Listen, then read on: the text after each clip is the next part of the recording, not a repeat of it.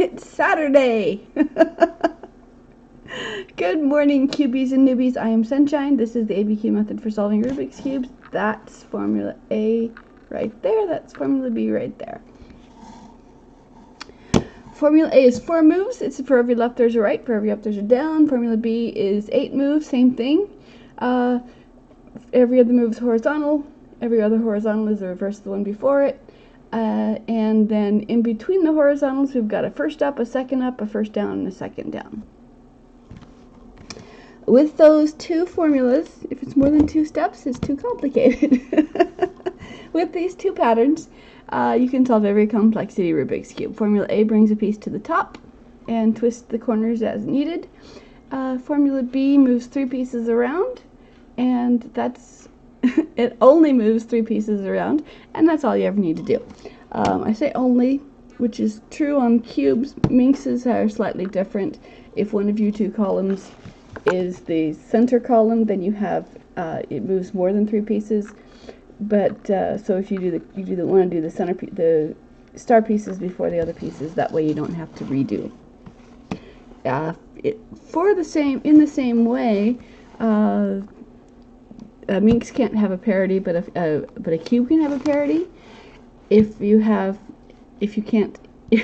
a center that you cannot see whether it's correct or not. So a void cube 3x3 can have a parity. 3x3 with the centers you can see cannot. If you have centers you cannot. Where's my 4? Where's my 4? Ha ha ha! My 4 is on the ground. Hold on. If you have a 4x4 or higher, you cannot see. There's no centerpiece that you can see on the slices, so you don't know whether it's lined up correctly or not until you get to the end and see, hey, you're back! Hi! Good morning! How are you doing? How's everybody today? So, parity is a lie, single quarter turn of the layer that touches the parity, and the parity is gone. It disappears. Poof. You can see, I do have a YouTube channel, but if you go to abcube.how, you can see the formula for the cube step by step in process. I do not yet have that for the minxes.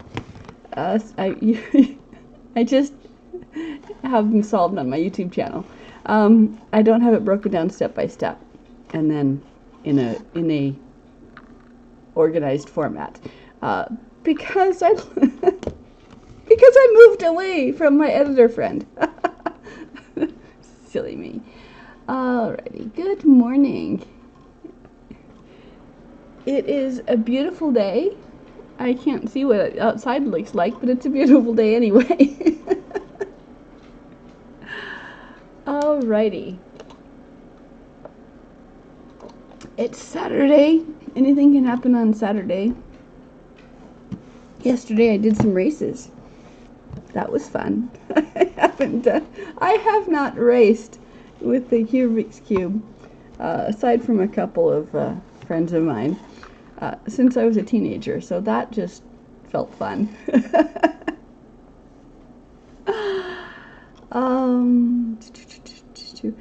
I have raced.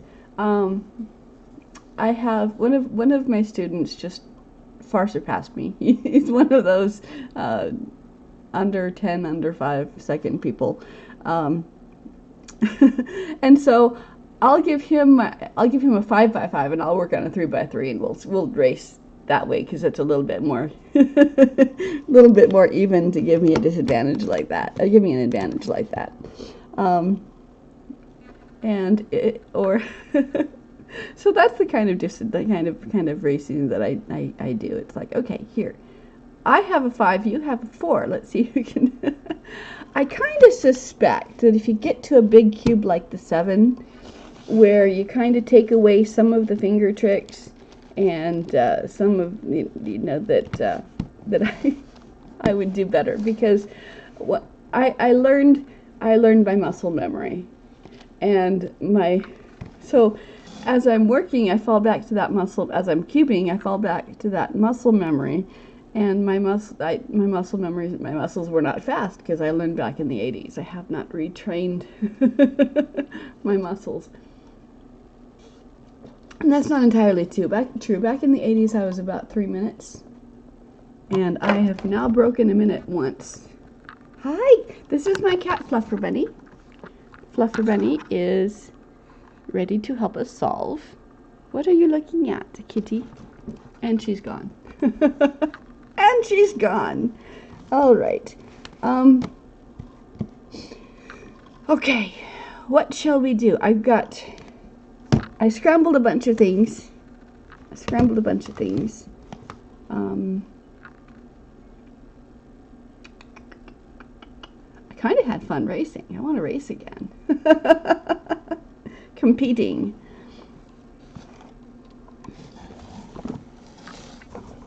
When it comes to competing, I'm more of a cooperative person. It's like, how can we all succeed? How can we all win? Which is why I spent my high school, junior high years teaching the Rubik's Cube to my fellow students. And it's also why I came up with my ABCube method that I'm really proud of.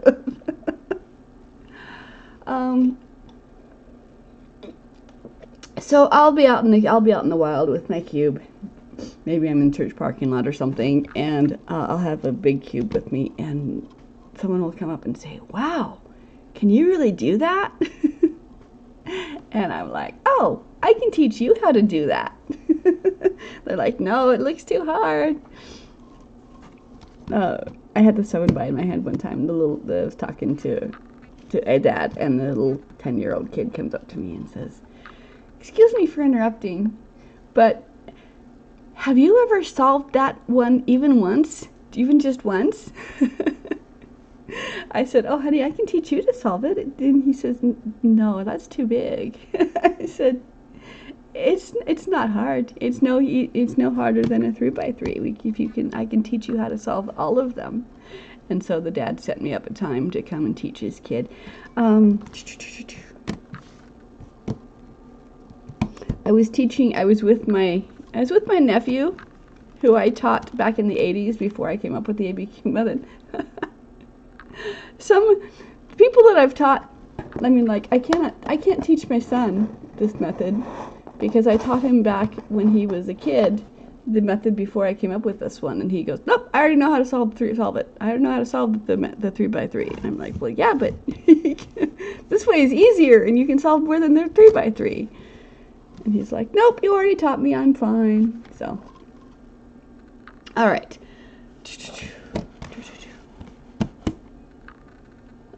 That little dinosaur. I love dinosaurs. They're cute. Okay. This is my 3x3. This is my second. I have two 3x3 by 9s. One has solid white and yellows, and the one I used the other day has split white and yellows. This one is older. You can see that the stickers are coming off. The stickers slide in the heat a little bit.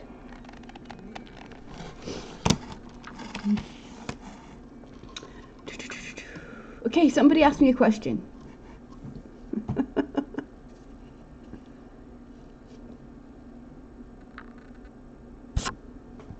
I have to see what I'm seeing. I always get confused with cameras and mirrors.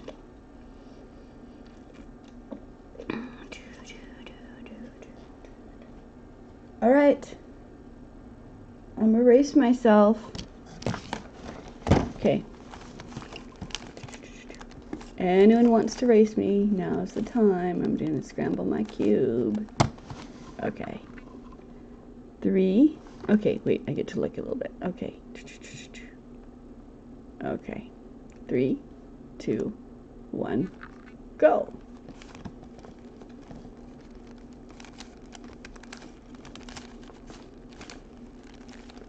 What did I do? I don't know what I'm doing.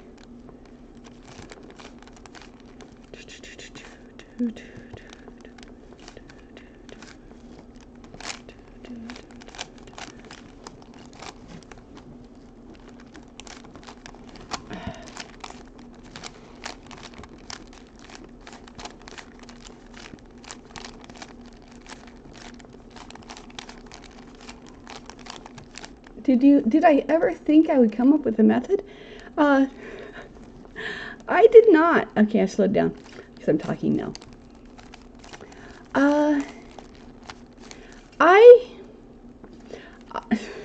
I was in awe of people who could. I learned by memorizing a book, and I couldn't figure out anything without someone teaching me. Because I mean, and when I went from the 3x3, when I had a 4x4, I couldn't figure out how to how to split it. I broke my cube when I had a 4x4 back when I was a teenager, and so then I had this unsolved puzzle in my head forever until I actually got a 4x4 and figured out how to solve it. I did not learn. I was not smart enough to come up with with my own method to solve the Rubik's Cube. I didn't understand the Rubik's Cubes. I bought a book and I memorized it. That was back when I was a teenager, back in the 80s. So the way this method came about, and I did not think that I would create my own method for solving the Rubik's Cubes. I had an acquaintance who said, you know, if you've just memorized things and you're just regurgitating what you memorized, then you don't really understand the cube. And I'm like, I don't care. I'm having fun. Go away. But the way I came up with the method was I had a 5x5 that I couldn't solve, and I had several patterns in my head, several algorithms in my head. Because that's how I learned. I learned other people's algorithms. And so I was trying to figure out how to do the last set, the last move for me for the, on my 5x5. Because I couldn't figure out, I needed someone to teach me how to do this last step. And so the last step turned out to be what became Formula B, which is the commutator, and you know, using commutators are fine. My brain can't keep track of things. Like when I was watching Mr. Verasano's, this guy right here, I was watching his YouTube on solving the 3x3, and he said he just uses commutators, and he's like, okay, if this is a piece that you want to move, do whatever it takes to get it to the top, and then rotate it, and then just reverse what you did. And I'm like, how do you reverse what you did if you haven't written it down? I don't understand. So when I learned the algorithm for that was the commutator for solving the last oblique piece of the 5x5. I wrote that down. I'm like, okay, now that I have this, now that I know how to do the last step, what can I do with it? What can I do with it now that the thought came to me, what else can it do? What else can this method do? This Formula B do? And so I said, okay, I wrote it down, narrowed it down into, okay, this is really just one row and 2 columns. And so I'm like, well, what happened? I know what that does on the centers, but what does it do on a 2x2? If those are the only columns I have, what does it do? Well, I tried it, and on the solid cube, and I said, wow, okay, that does corners. Did it again? Okay, 3, because 3 is back to normal. I'm like, okay, this method right here, this formula, this pattern, it does. I transposed it to different columns, and I figured out that same commutator, that same pattern, will not only do centers, it'll do corners as well. And I'm like, well, my brain has these 5 algorithms in my head for doing corners.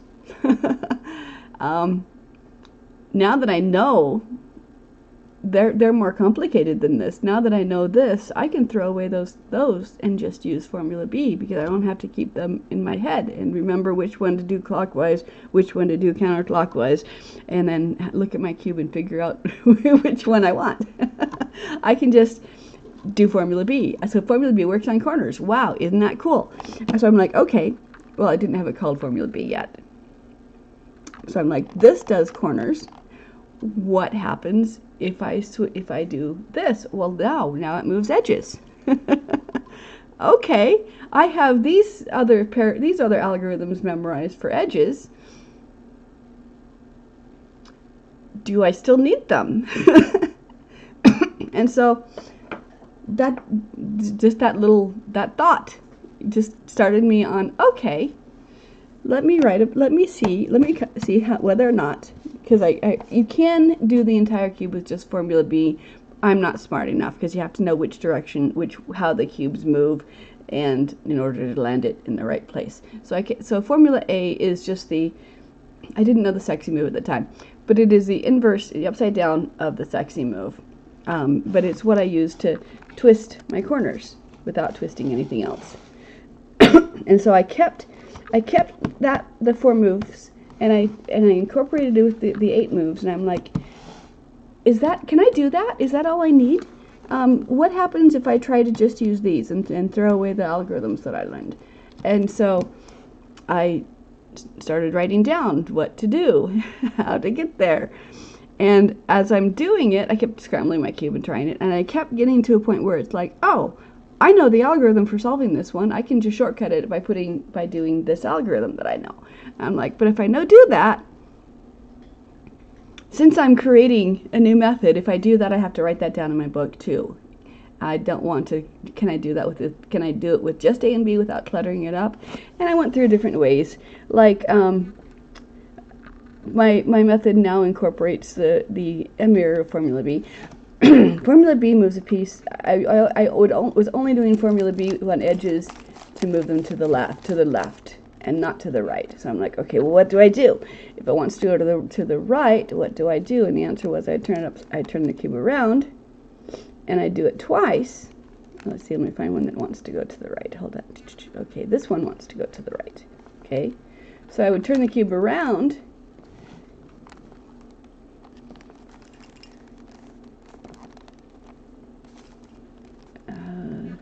I don't remember what I'm doing now. So instead of going to the left, no, that's what I would do. I forgot. Okay, where is it? This one going to the right. Okay, so I would turn it around and rotate the cube. So now this piece, if I bring it, use Formula B to bring it forward, and then I'll place it. So I had to use Formula B twice to place it to the left correctly. Okay, and I got to where, so instead of, I wasn't placing to the right at all. I would place it to the left. If it was and sometimes I would need to flip it later on, but I could flip it using Formula B.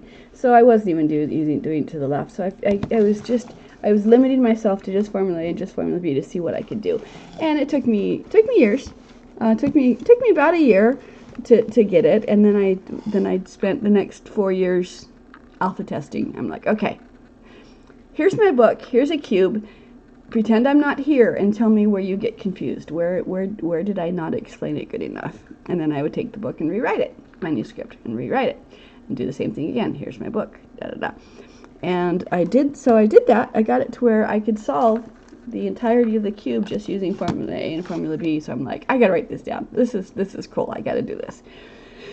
So I got it done finally. And then I tried to get it published. I thought I had a paid publisher in my pocket. Turned out they just wanted to help me self-publish. I thought I had an editor in my pocket, Page Publishing, and so when I tried to find an agent, they're like, well, who are you that anyone would be interested in your method? Why, there's hundreds of books out there, and people can learn for free online. Why would anyone want your book? Who are you?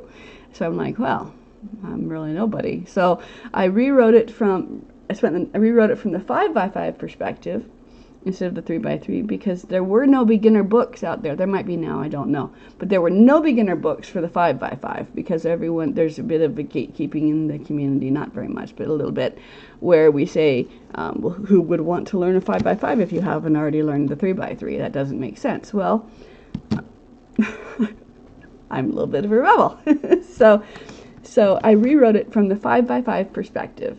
And so here's how beginners can solve the 5x5, and then there's everything smaller than a 5x5 is just fewer things, and everything bigger than a 5x5 is just more of the same, because there's no new types of pieces that come into play, because you've got the corners, you only got that with a 2x2. You've got the absolute center and edges, you've got that with a 3x3. You've got the diagonal centers, you've got the oblique centers, I call them floating centers. You've got the side edges, I don't remember what they're called, but for there's no new types of pieces once you get past the 5x5. So, did I ever think I would come up with a method? No. I've pleasantly surprised myself. And now it's the only one I used. It's very cubing for me, because it's the same thing over and over and over again. It's become very meditative for me when I just want to clear my head, and then I cube. If I want to be challenged, I'll do the minx, because the minx you have to plan ahead, and because there's more bouncing around because there's more faces you can land on. But it's just a way for me to get out of my head now. Back when I was first cubing, what I liked about the cube, I was a teenager. Teenage life was confusing, and everything was confusing, and everything was strange. And how many things in life are as predictable as the cube? You pick up the cube, if you know what to do, and you do it, the right things happen. There's so many things in life that are unpredictable, where you do the same thing and you get different results. The cube was honest and predictable for me, and so I knew that no matter who got a hold of my life and twisted and turned and messed it up and scrambled it, I could still bring order to the cube, and so that was rewarding to me. Da da da da da da da.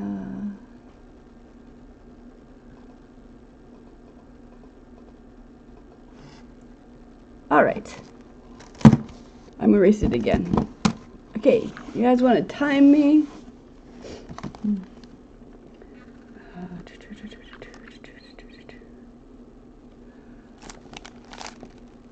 I didn't say go. I didn't say go.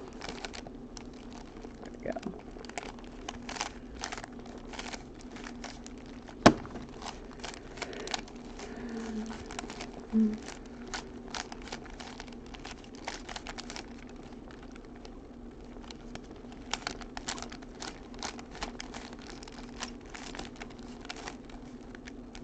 Almost.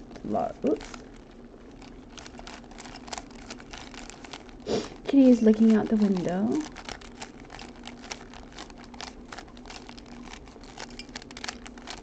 But the crowning glory of the method is that sorry, I get distracted. The crowning piece to it is the fact that I figured out about parodies, because without having figured out parodies, it would have been the ABCube method plus this algorithm for parodies. And so how I deciphered the algorithm for the parody thing was that I took the parody algorithm and I wrote it down on a piece of paper. And I treated it like an algebraic equation. And I said, okay, what is this actually doing? And I had to translate it from numbers to letters to lines, because my brain has a hard time comprehending that right and left prime are parallel instead of reversed. And so just the clockwise thing, clockwise and counterclockwise thing, my brain doesn't work that way. So I translated it onto paper so I could see it, and I looked at it. And for every if there was a left up on one side and a left down on the other side, then I could cross those out. I could reduce those out of the equation.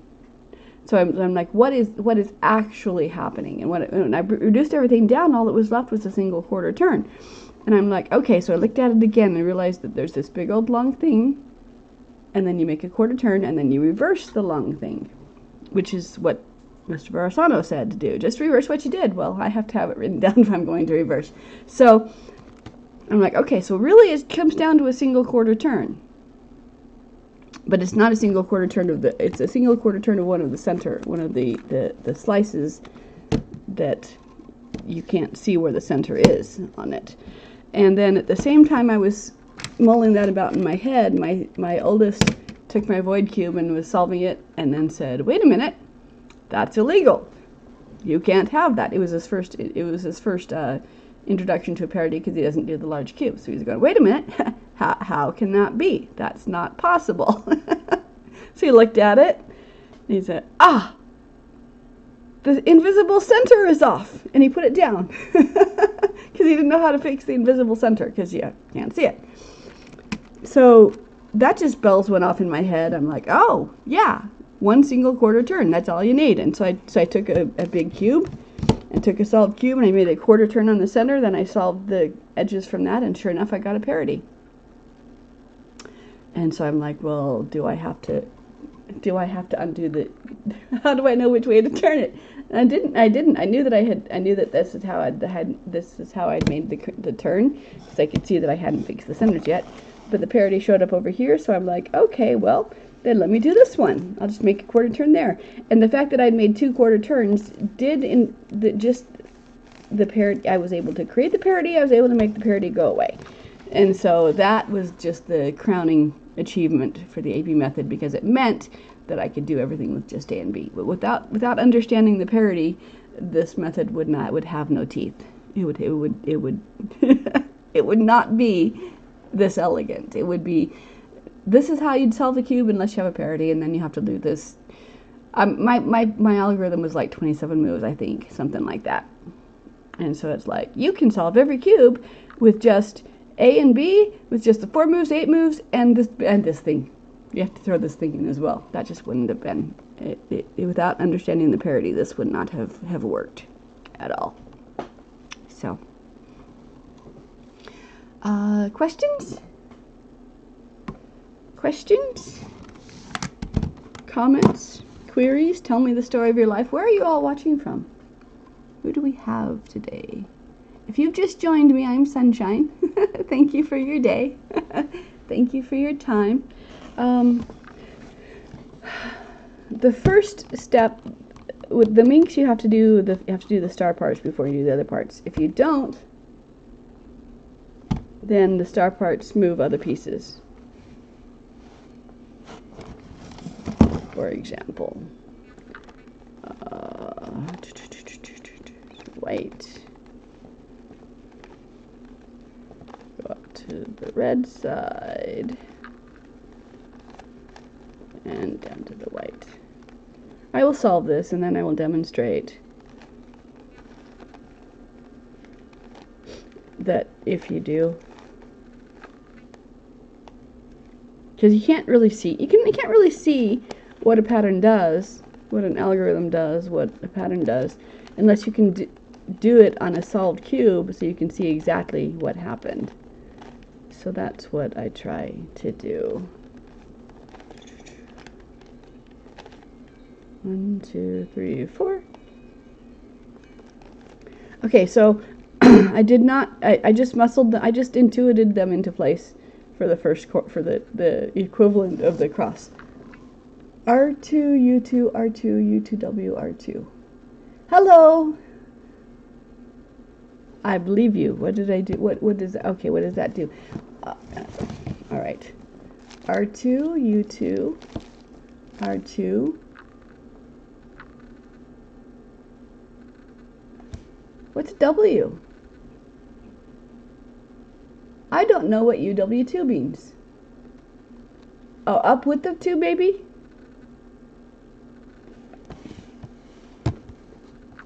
I want you to explain, translate for me.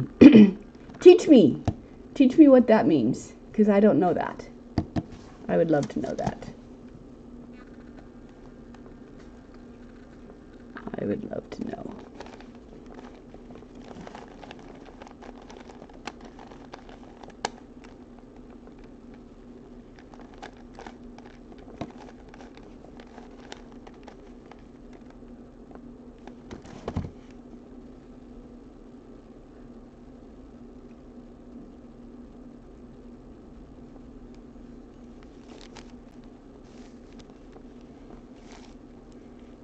Oh, okay. I know what to do with this one, because 1, 2, 3, 4, 5, 6. This is how you can make the cross pattern, the checkerboard pattern on just one side of a 3x3. Where's my? Give me a 3x3. Where's my 3x3? 2. That's a 4. Put all my 3x3s away. Okay. 1, 2, 3, 4, 5, 6, and then again, rotate 1, 2, 3, 4, 5, 6.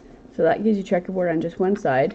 If you do a checkerboard pattern from that, it gives you checkerboard on 4 sides. And you cannot do a checkerboard on a 4x4. You can only do a checkerboard on 4 sides. So 1, 2, 3, 1, 2, 3, 1, 2, 3, 1, 2, 3. So doing that is a way to get checkerboard, the way to get your 3x3 and your 4x4 to match when you have checkerboard pattern. So that's fun. And you can do it 6 turns with 2 and then 6 turns with the other one, or you can do just 6 turns. Let me first of all. Ah, sticker came off. Oh, how fun.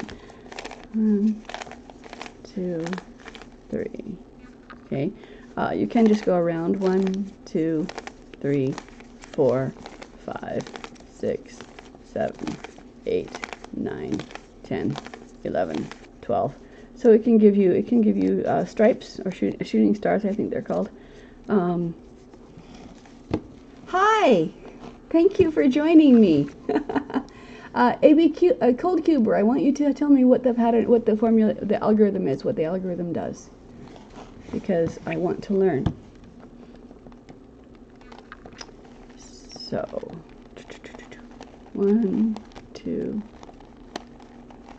3.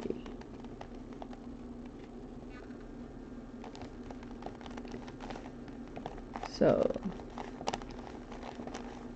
this is the upside down of formula A, which, so if I had the cube had it like this, it would be formula A, out, down, and up. So I count that as still being formula A. And then the next layer, find a piece, move it above where it wants to be, bring it down until it matches the center. And then formula B is first this column and this column. And you can't tell when the cube is scrambled, but it's actually, it moves more than just these 3 pieces. It moves other stuff as well. So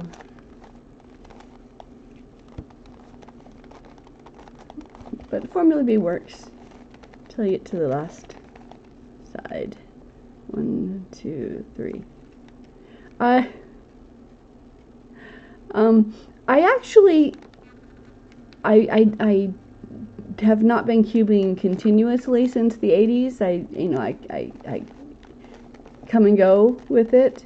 And so I kind of missed learning the language, the current language of the cube.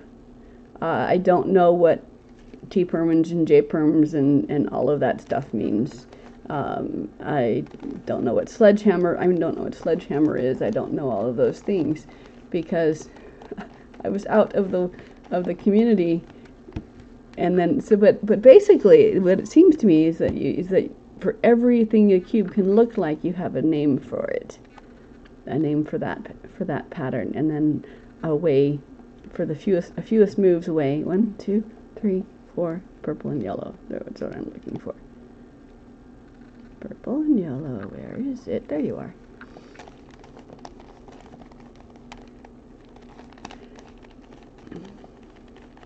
But it's kind of like, it's like how the parody can show up looking in different ways, and so there's different parody algorithms depending on what your parody looks like. But they can all be solved they're all caused by the same thing regardless of what they look like. So it's like a roulette wheel where you have, you spin the ball and the ball spins and going around. I don't gamble.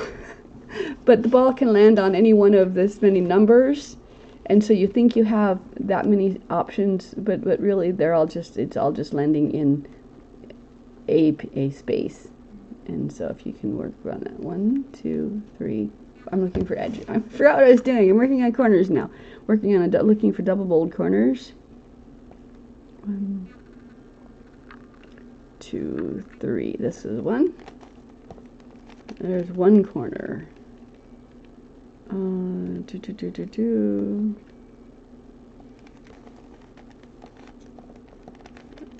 Oops. There's 2 corners. 3 corners.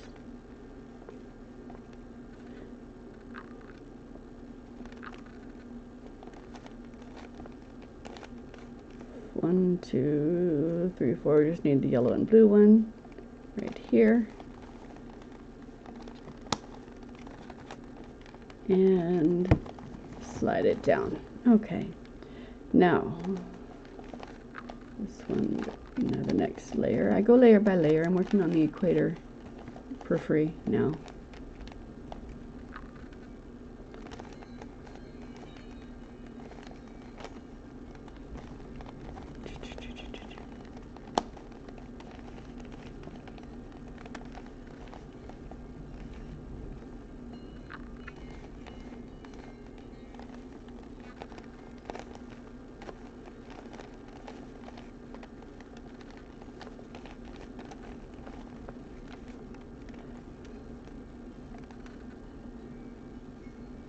One, 2, 3.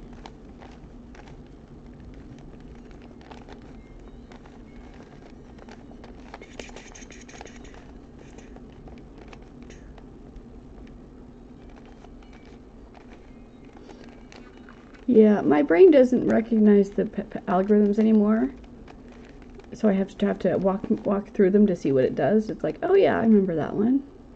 Somebody did that with my soccer ball, my softball pattern.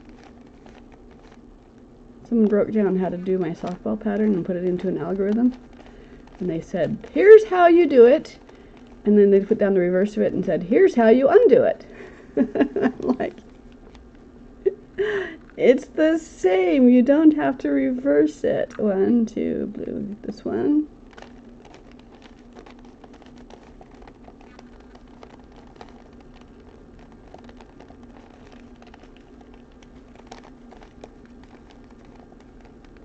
Blue, purple. There we go.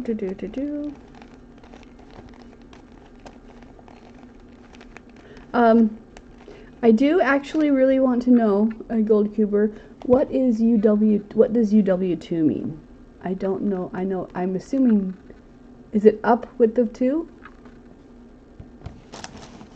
Let me try that again. So we've got, let's start right there. So we've got R2, up 2, R2. Oh, is this how you do a parity? Up width of 2, and then R2.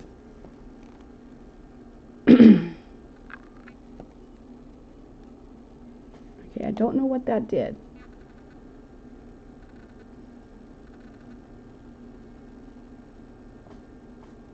But can I reverse it? R2, up 2, R2, up width of 2, R2? No, I don't know what that did. Well, that's fun. Does UW mean, oh, is that, let's see. Hold on, let me try that. Give me another cube. Here's mine.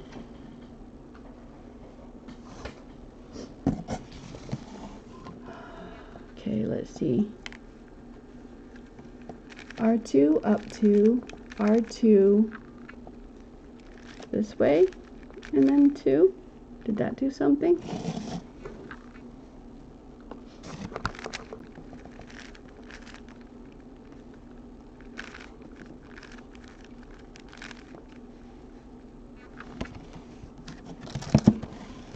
I don't know. You're smarter than me. Alright, let's see.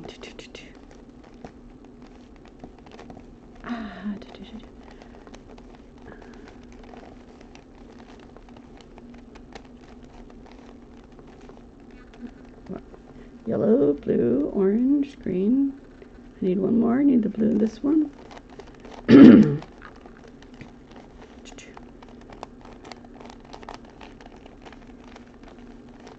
Okay, so I'm doing layer by layer. The next step would be to do these corners, but these corners are going to be displaced when I do the top layer of star parts, but I'm going to put them into place anyway because it just helps me see in the meantime.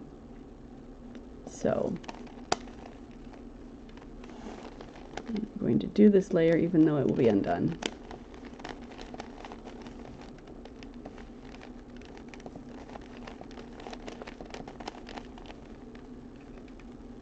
One, two, three, four.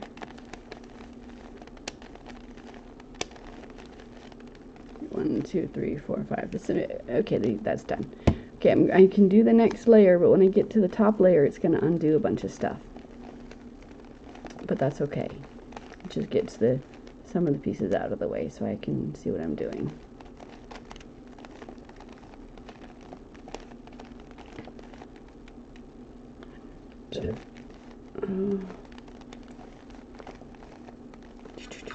Do do do do. 1, 2.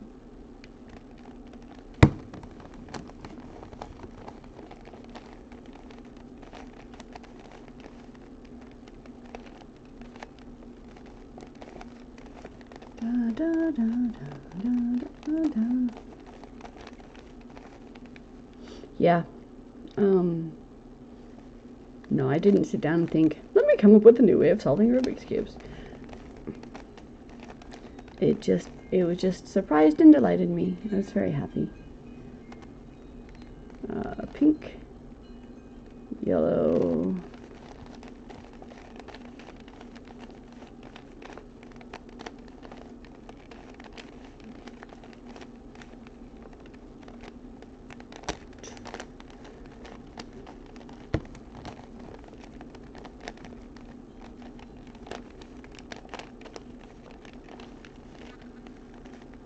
so this one's in the correct spot, this one's in the correct spot. This one wants to go over to here, so these 3 want to rotate.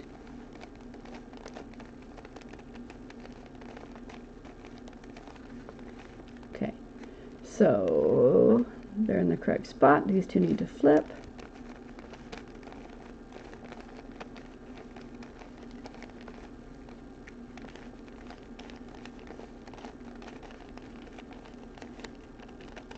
And then I just go about replacing my corner pieces.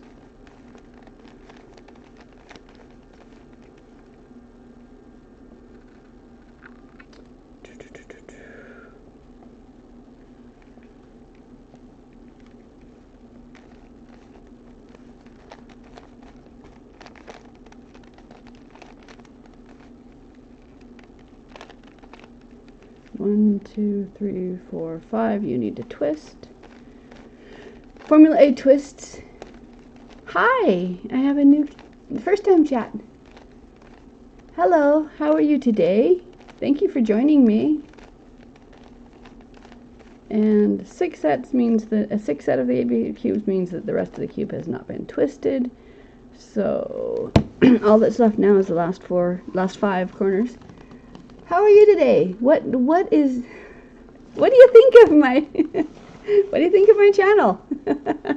What's your first impression? This one's in the correct spot. So I'm going to twist them so I can see how they're placed.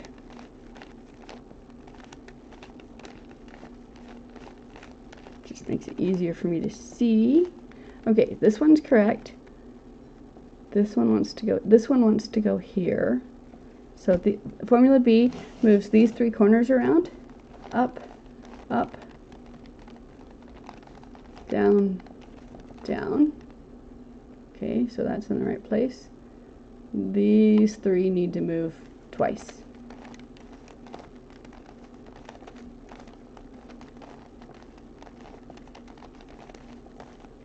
And now they're all in the right spot. They all need to be twisted. That's formula A.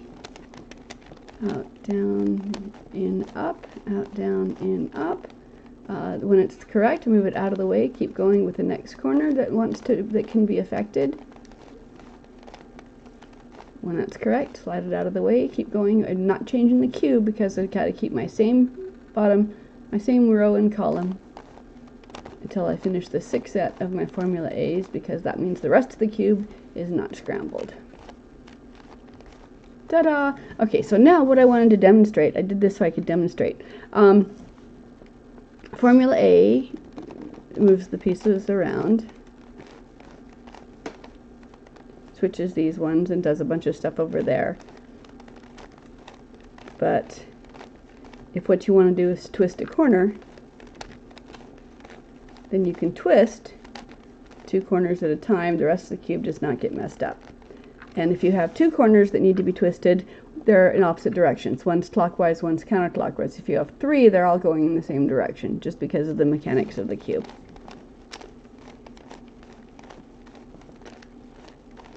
So formula A is used to bring corners to the top and twist corners around without messing up the rest of the cube. Formula B is a commutator, 1 row, 2 columns. If it's 1 row and 2 columns, slide up, slide down, slide down. Nothing actually happened because there was no intersection on the top. But if I use these 2 columns, up, up, down, down, then I moved 3 corners around, and only 3 corners. Once is clockwise, twice is counterclockwise, 3 times is back to the beginning.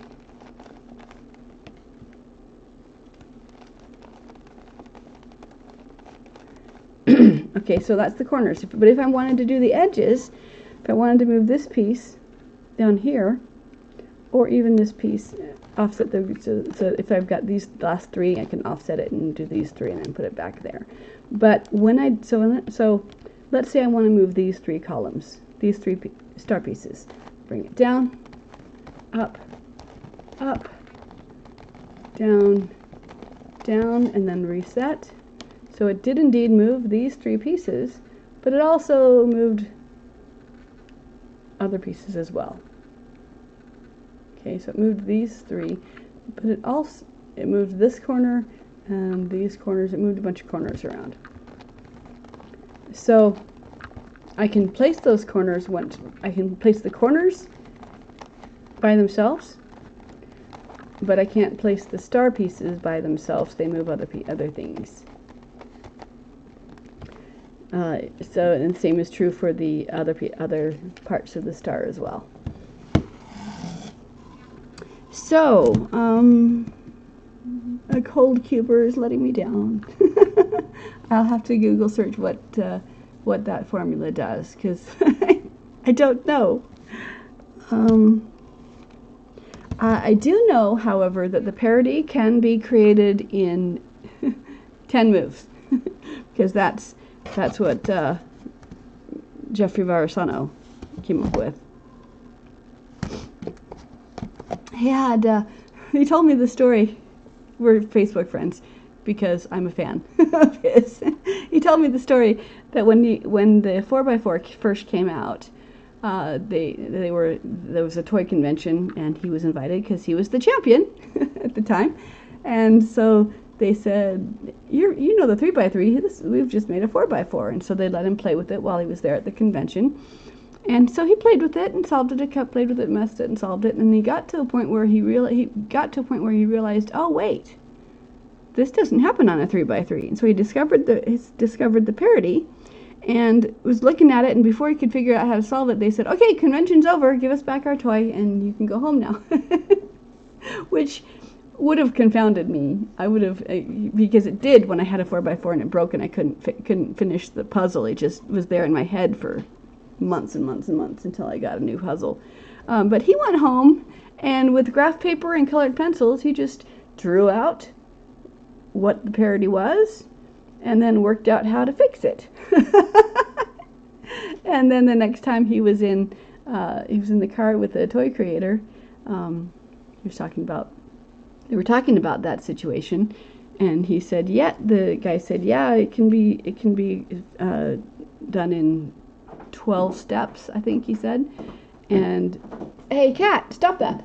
That is not your scratching post. That is not your scratching post. Let go. Let go. Leave my chair alone. Thank you. Okay. And so he said, no, it's only 10 moves. And the guy said, no, it's 12. He said, no, it's 10. And so they handed him the cube, and he was driving, and he said, you could hear the twists. 1, 2, 3, 4, 5, 10. There it is. He's going, oh, wow. So without having the cube in his hand, he was able to figure out how to do it, how to undo it.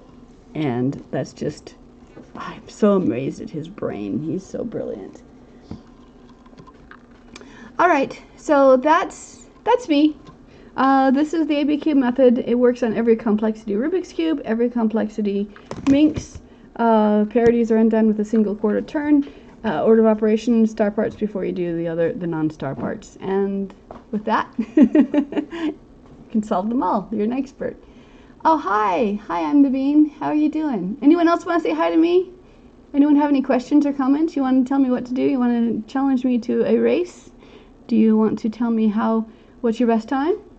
Do you want to tell me where you're watching from? You want to race? Okay. My best time is 58 seconds. I am not fast, but it can be fun.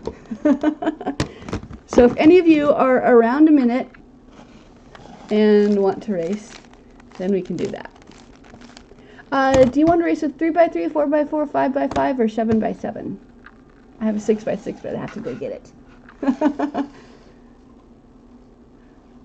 4x4, okay.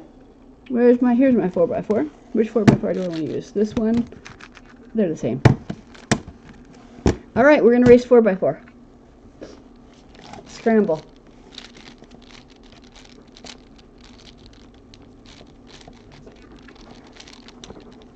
One, two, three. Scramble. 1, 1, 2, 1, 2, 3. 2, 3. 1, 2, 1. I'm scrambling without seeing what I'm doing. Toss it in the air. Da da da da da da. Okay. Still too many patterns. I see too many joined. They didn't scramble well enough. This is why I tell my students that scrambling is the hardest part of solving the cube. Okay, I'm scrambled as well. All right. Look at the cube, 10 seconds or whatever.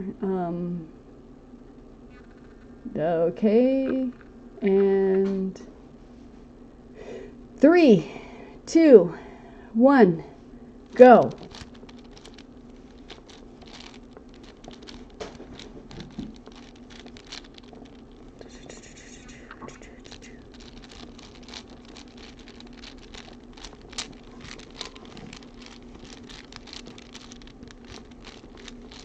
I know you're going to beat me, but that's okay. I want to see how far I can get. And then the next time we race, I'll see if I can get any farther. Like I've done the corners, and then I'm going to do the edges.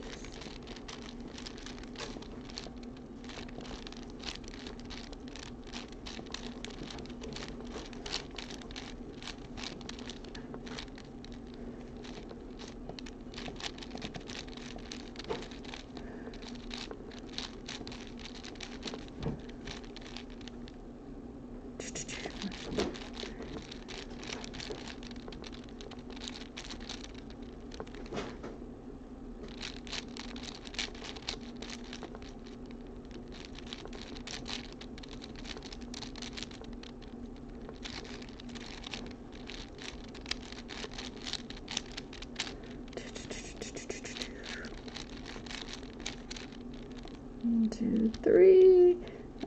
One. Haha!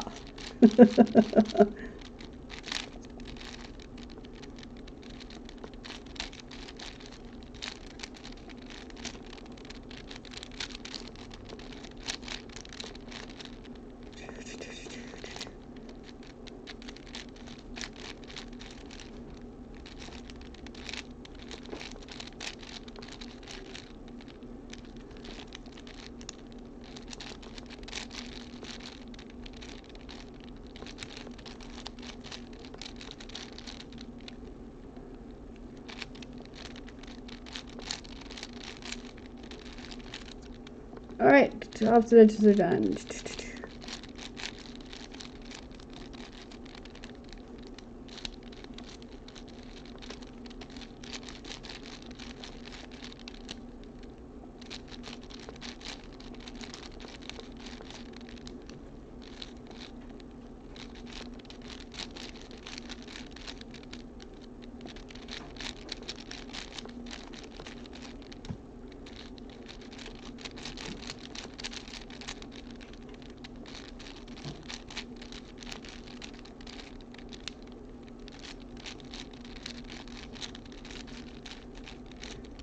Cage is done.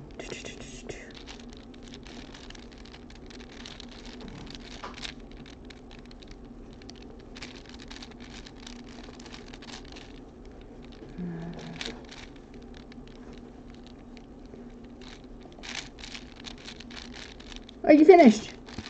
Okay. All right. I got the cage done and the whites done. So I got more than halfway. You want to do it again? Want to do it again? Say yes. See if I can get farther before you finish me. All right. Okay. Haha. Here's a yellow corner. There's, okay, 2 yellows. All right. So, scramble. 3, 2, wait, sorry. I have 3 yellows on the same side. That looks like I'm cheating. Let me scramble it some more. All right. It's hard to scramble because everything still looks like patterns in your head. It's like, oh, I can do that. Okay. That's there. Okay. All right. Ready? Okay. Let me just find where the other yellow is. Okay. All right. So, 3, 2, 1, go. That's not right. That's not right. That's not okay.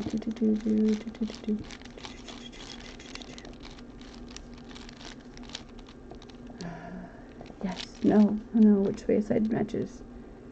I forgot one. Okay. 1, 2, 3. Not down. Up. I can do this. I can do it. Ah, yes, yes, yes. There we go. Okay, so, let's do it. Let me, I'm gonna cheat. I'm gonna do it this way.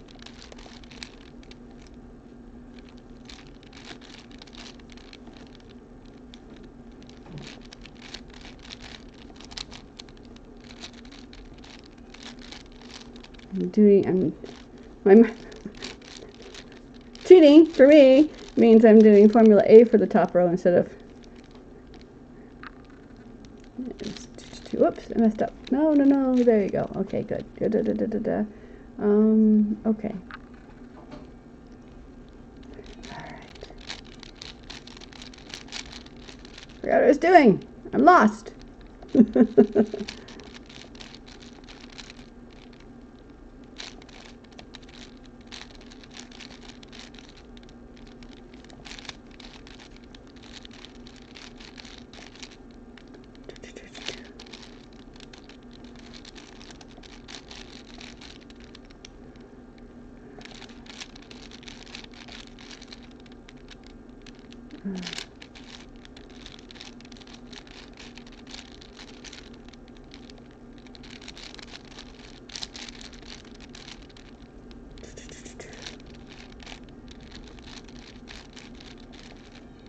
Alright, that's done.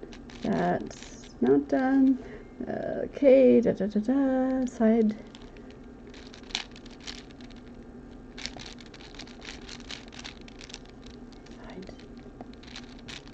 Oh, wait, you're finished. Okay, I am still working on my opposite edges at this point in time.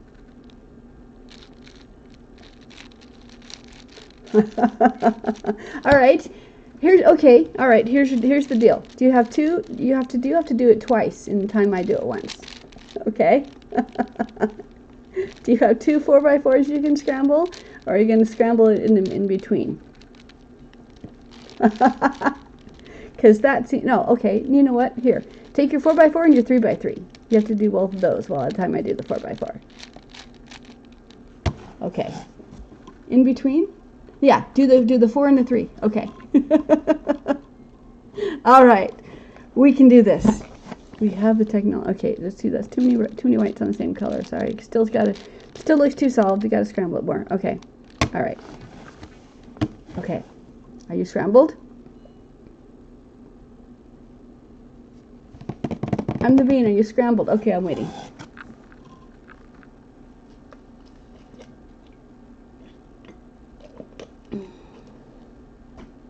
Haha. Okay.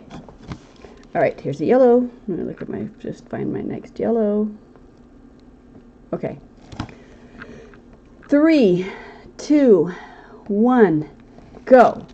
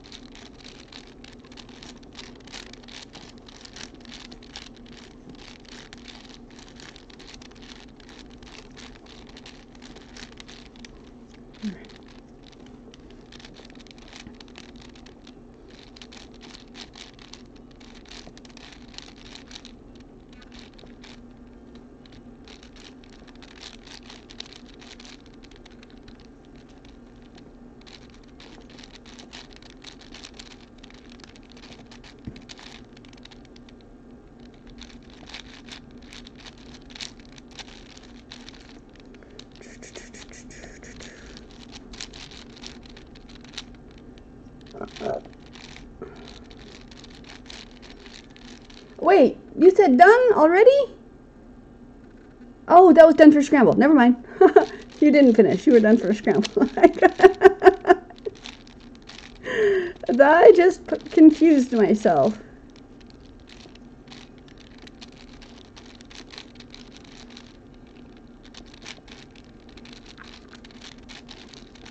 I'm like, that's too fast.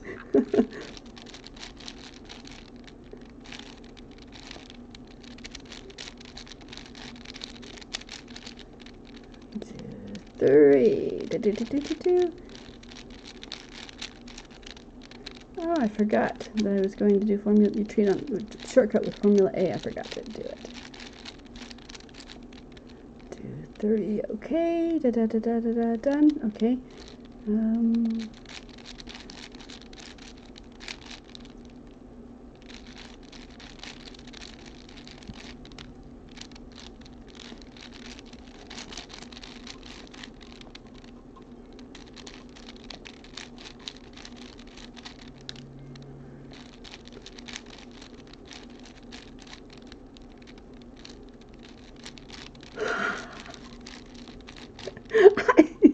I'd forgotten how fun it was to race. I haven't had someone to race with that was in my league, my time slot zone.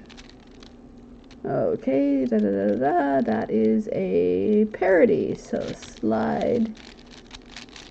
You did it, okay. Alright. You won. I got as far, okay. I got as far as where I can determine whether there's a parity or not. So that was a little bit farther because I was only working on the opposite edges before, so I did it a little bit better. Okay, so, all right, scrambling it again.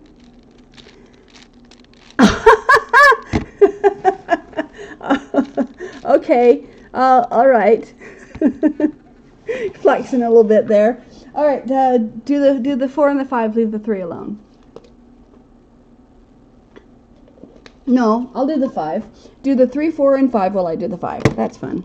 That'll work.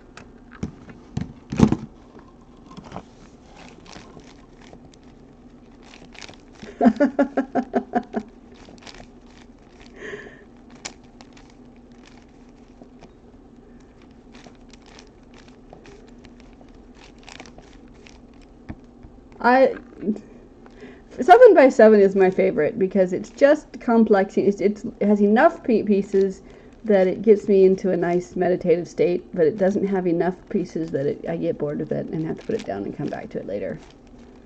So the 7 by 7 is my favorite. Do you have a Wood Eden? Because I would love to see what you think about my method on the Wood Eden. Because my ABCube method, D&E.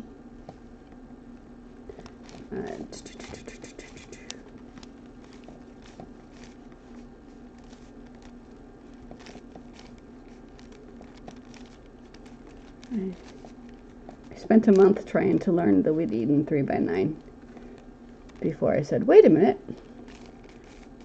What if I can do? Okay. All right, my 5 is scrambled. Okay. The Mega Minx. Oh, I can do that, sure. Wait, am I doing the Mega Minx too? No. No, we'll do the Mega Minx. Let's. Okay, just the 5. I'm gonna do the 5, and just the 3, 4, and 5. Do you have a 2 by 2? Give me a fighting chance.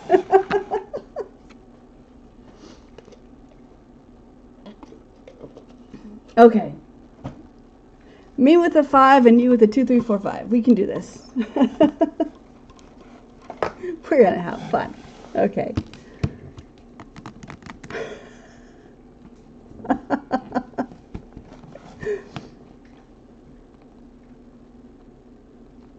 I have a mirror 3 as well. Now that's just showing off.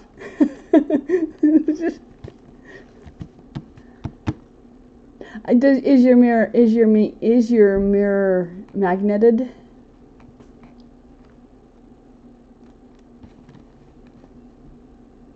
Okay. Well, all right. You can have your mirror cube ready. But this is the last one. I'm going to try to beat it. I'm going to try to get my 5 finished before you get to the mirror cube. Okay. All right.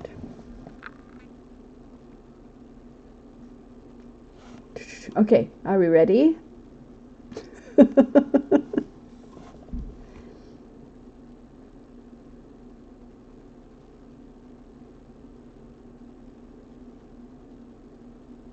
No. You just have to solve the 2, 3, and 4 and 2, 3, 4, and 5. You can have the mirror ready, but I'm going to try to get my 5 solved before you get to the mirror. Okay. All right. Okay. All right. So 3, 2, 1, go.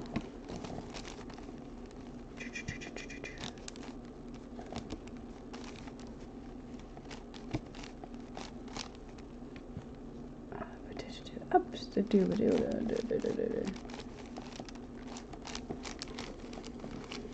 Focus.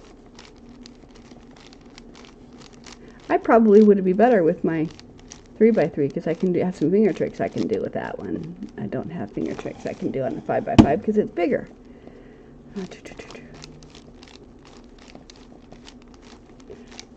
Don't distract me, kitty. Serious competition here, serious work here. Okay, so 1, 2, 3. Okay, we'll do 5. 1, 2, 3. No. Okay.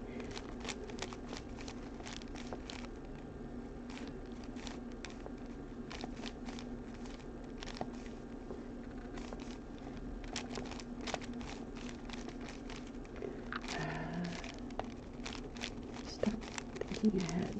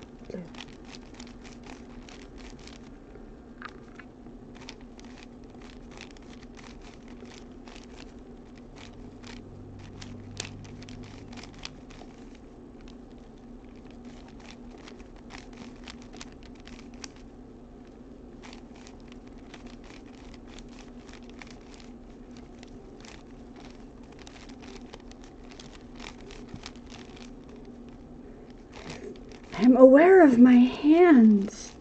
They've stopped being an extension of me, and they are something outside of me now.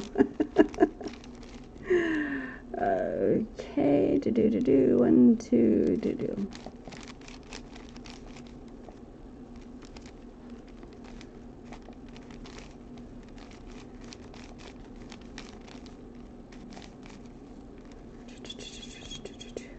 Okay.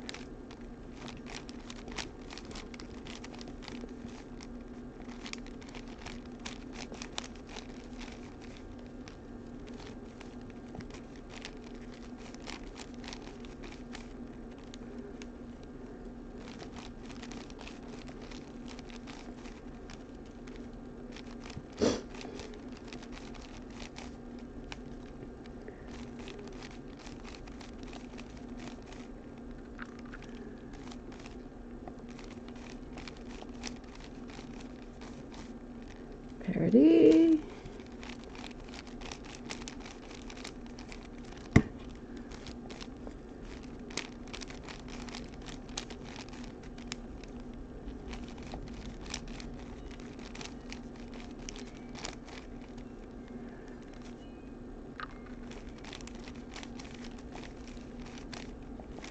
Guys, okay.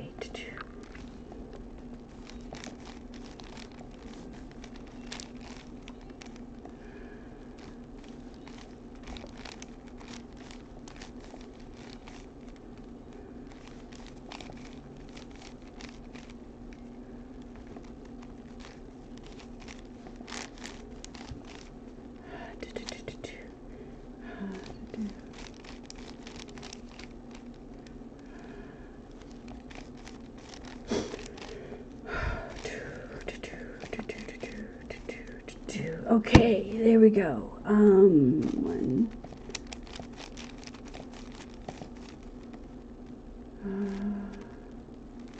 Okay, blue to red. Green.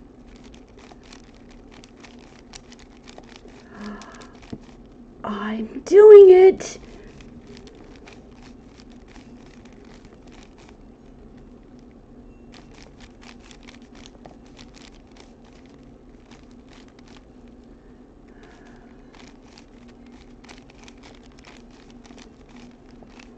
doing it, I'm doing it.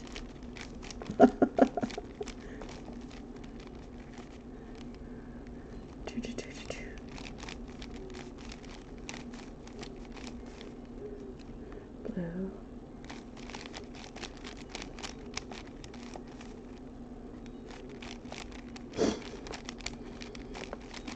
I'm doing it. I'm doing it, doing it, doing it.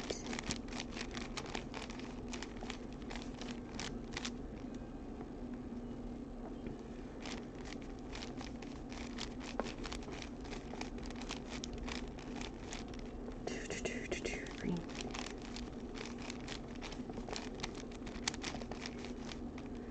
Orange.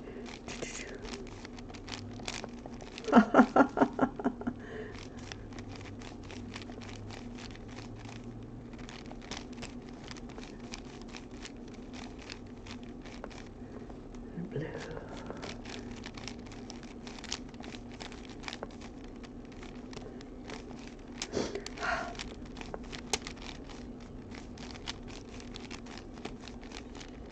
Done.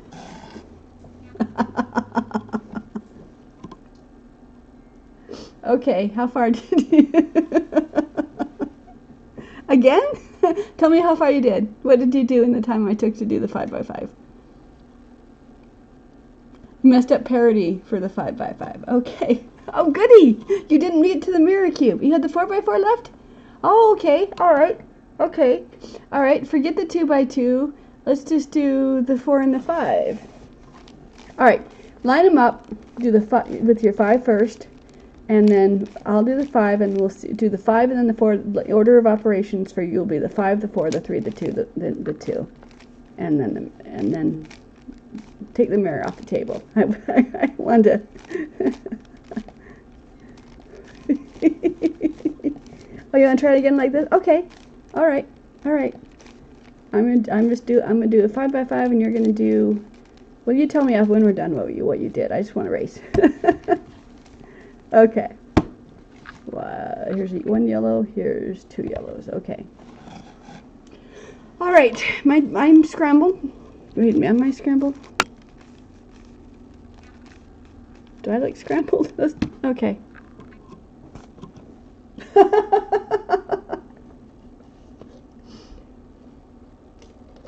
Oh, now I really want to go to a competition. I've never been to a competition before.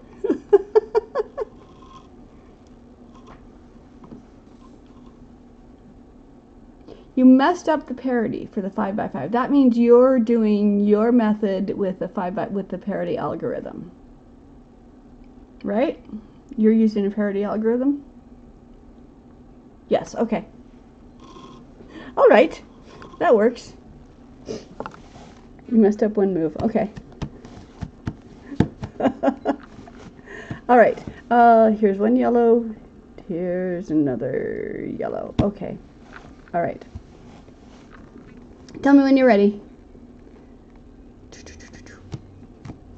I'm scrambled. Hey, do you stream? Do you Twitch? Because I know there's a way for me to invite other Twitch users, and you don't Twitch. Okay. All right. Can you do Zoom?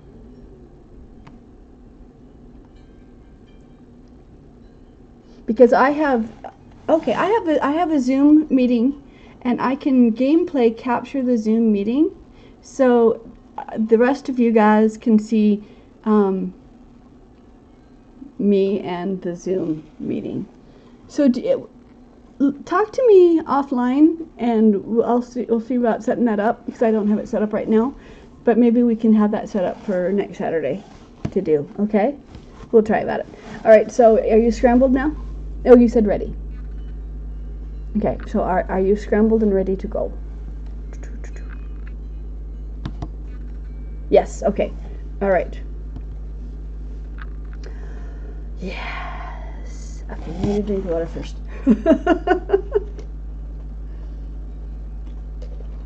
All right. All right. Okay.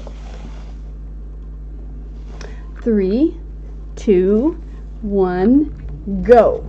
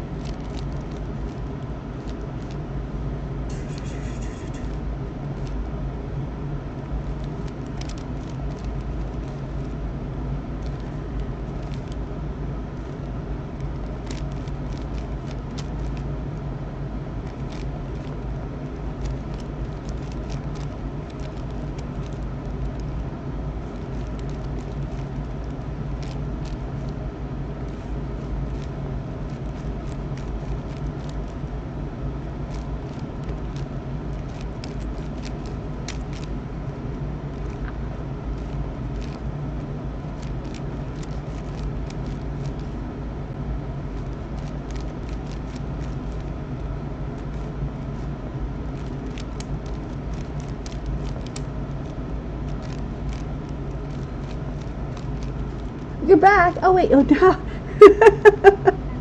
Hi, I'm racing. I thought you were the person I was racing. Saying that you were finished racing. Gave me a heart attack. Oh.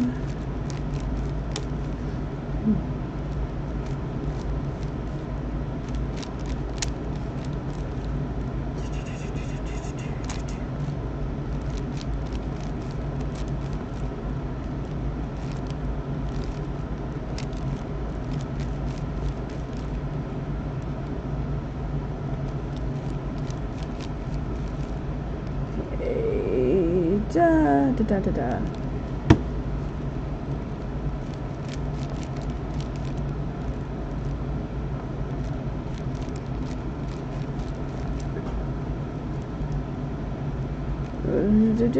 Boop. No. Okay, one more.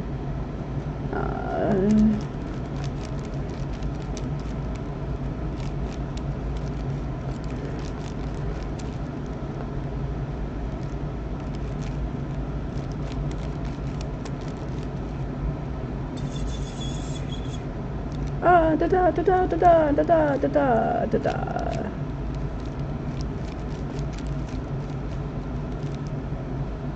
Okay, so.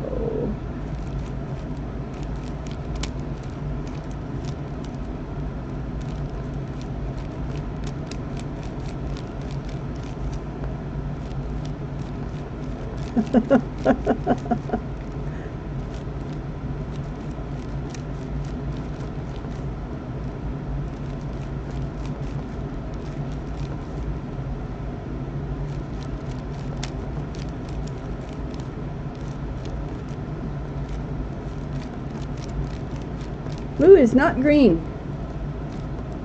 Thought I should let you know that.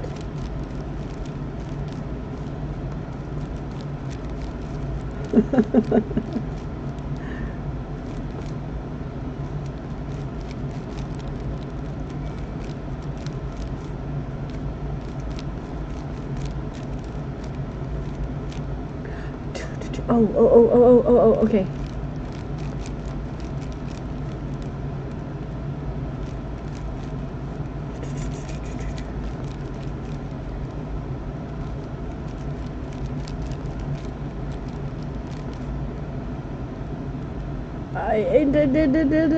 Parody, okay.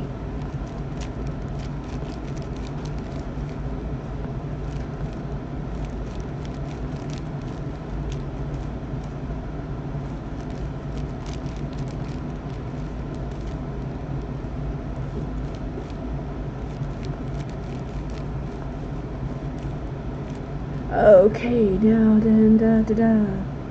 Out, down, in, up. Up, down, up. Okay.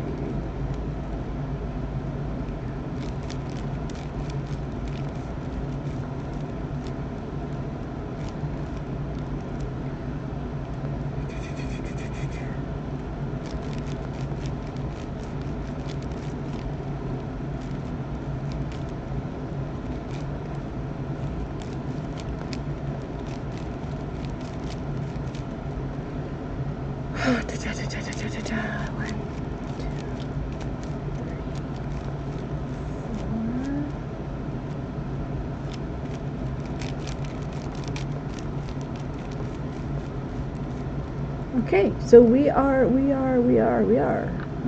one, don't do doubles, don't do opposites.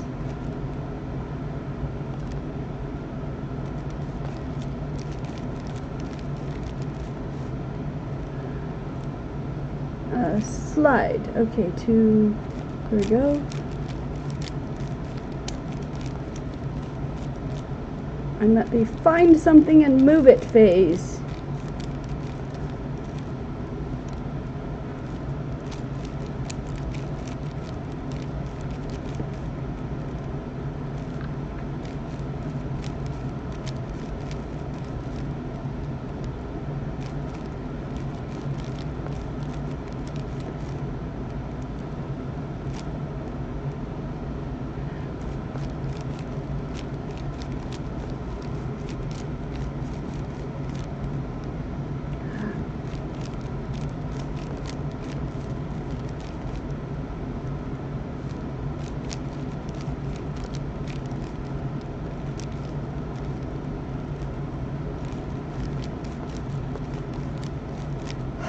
Ha ha ha ha. Ooh, double, double.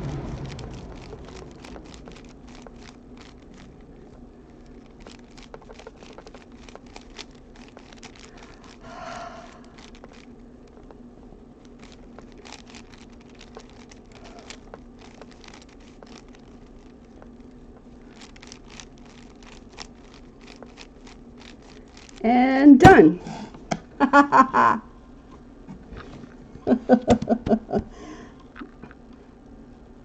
Hello, wifey. Nice to see you. Okay, I'm the bean. How far did you get? I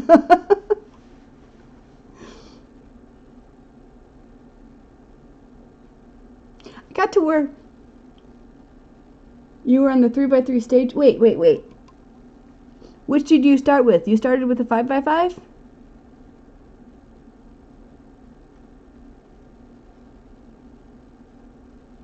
What cube did you, how many cubes have you solved? No, okay, so you did the 2x2, 3x3, 4x4, and you were on the reduction method size, the 3x3 size of the 5x5. So, I can solve a 5x5 in the time it can take you to solve 2, 3, 4, and 5. Yay! Okay, so, who else wants in on this? Who else wants to race me and I'm the bean? I will do a 5x5, and you guys do the 2, 3, 4, and 5 and see how far you get. Ta-da! Bum, bum, ta-da. I want to do it again.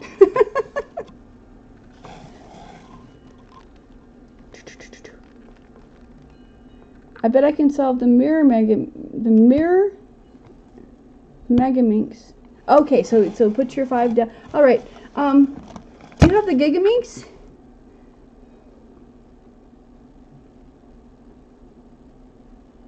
No. Do you have the this one? No.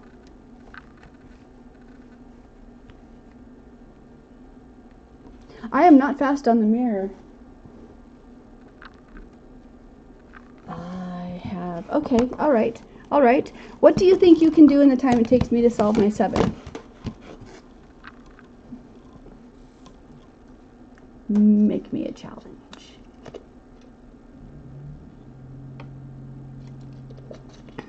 Because I have 7 sit right here, sitting scrambled, waiting for me. Okay. Oh wait. I'm.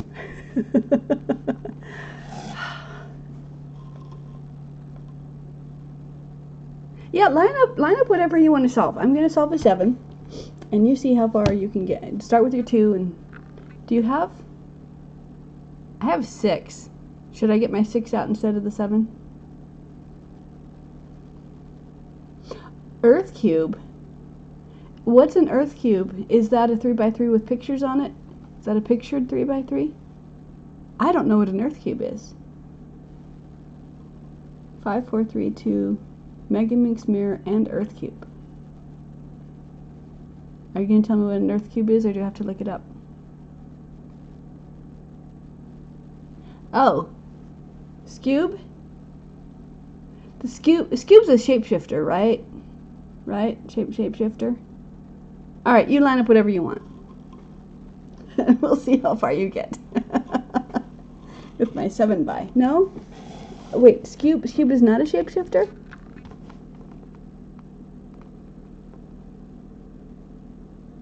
Who wants to tell me what an Earth cube is?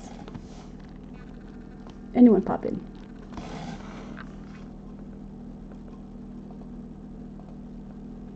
Thank you if you've just joined me. Thank you for joining me. I am Sunshine. I'm the creator of the ABCube method as the Earth. So it's a pictured 3x3, a sphere, 3x3 sphere that has. Okay.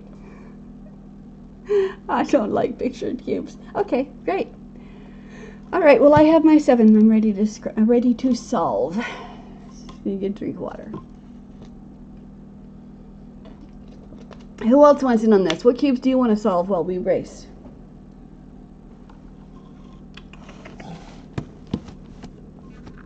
Sweb? A sweb.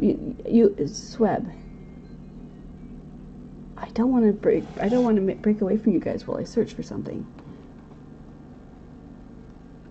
Sweb. I'm not sure which question I answered that you said no to. What question I asked? I believe I asked a question. I asked many questions. Oh, Scube. Okay. The Scube is not a shapeshifter? I gave away my score 1 to my Speedcuber student. Okay. Alright.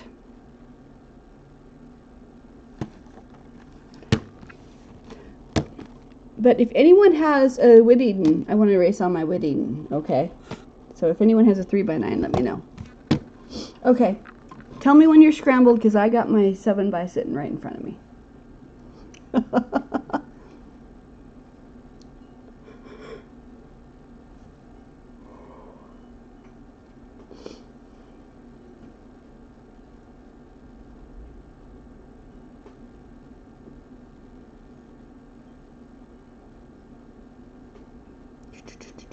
Done. Okay. All right. Let's see, I don't move my yellows away from each other. Okay.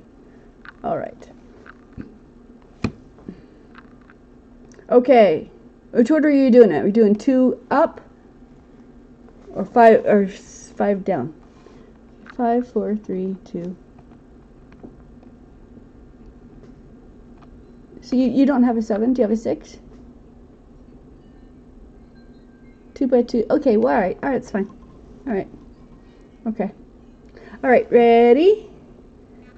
1, 2, 3. Your biggest is a 5x5. Do you want me to go back down to a 5x5 instead of my 7? Okay. All right. 3, 2, 1, go.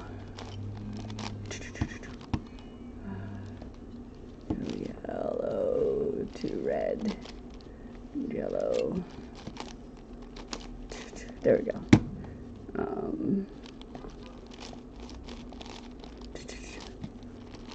Forgot what I was doing. You can get a method overview. Okay. Can I get a method overview? Yes, but you have to let me finish solving my 7x. I'd be happy to give you a method overview.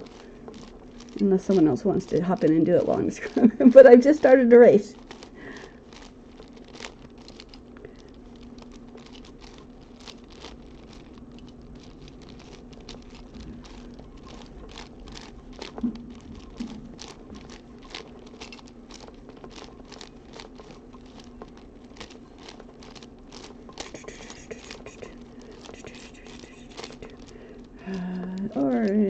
Orange to red. Okay.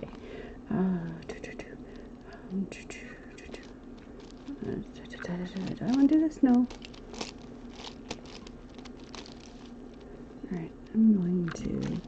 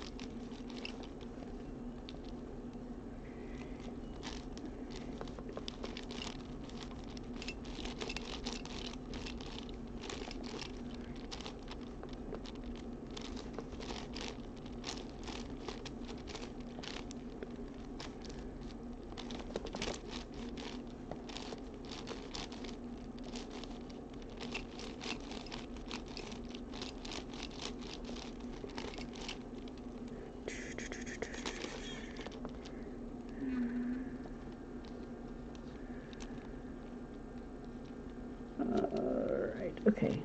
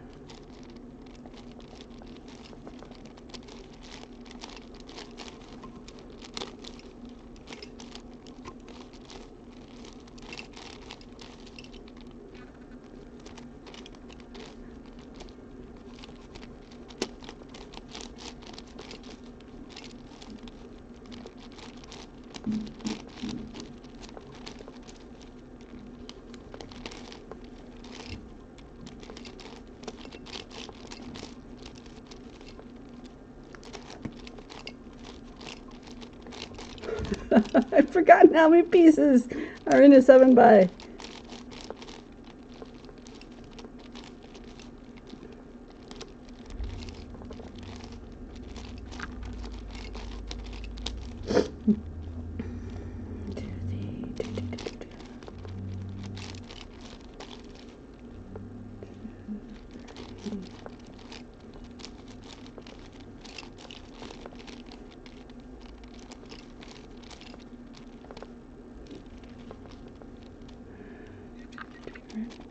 Turn, turn, turn, turn, turn, turn, turn, turn. There we go. 1, 2, 3, 4, 5. Yellow's done. White has a problem.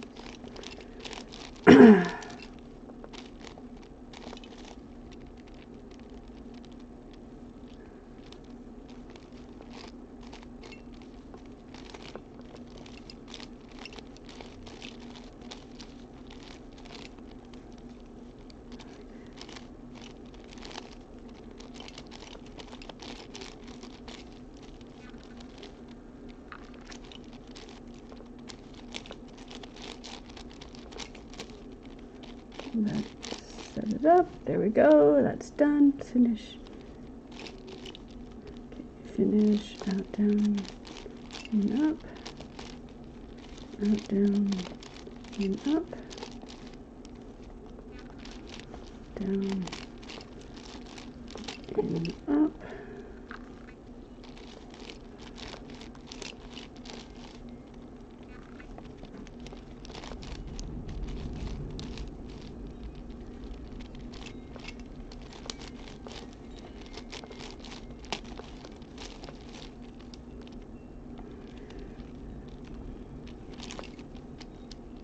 Okay.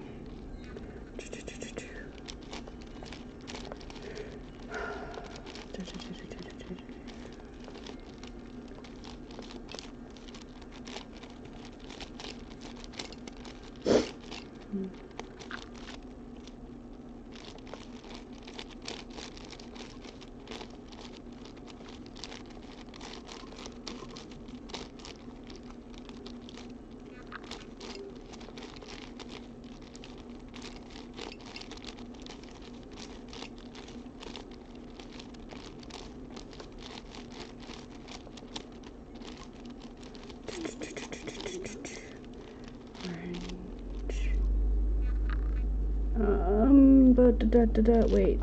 Here we go.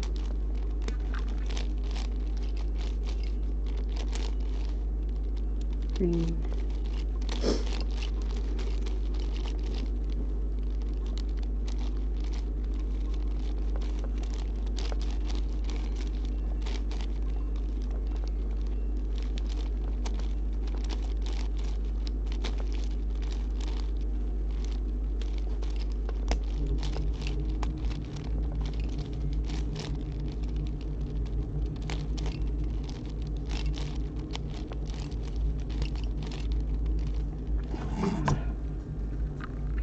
Okay, alright, and we've got to check in on our parity here.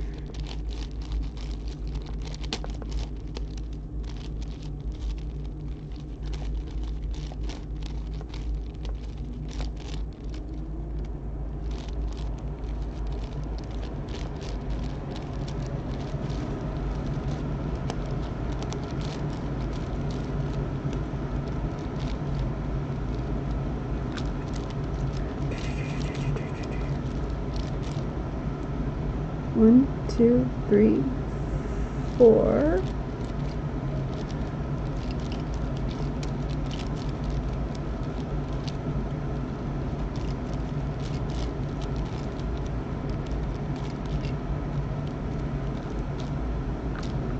One, two, three, four, and we have a parity. Good job, parity.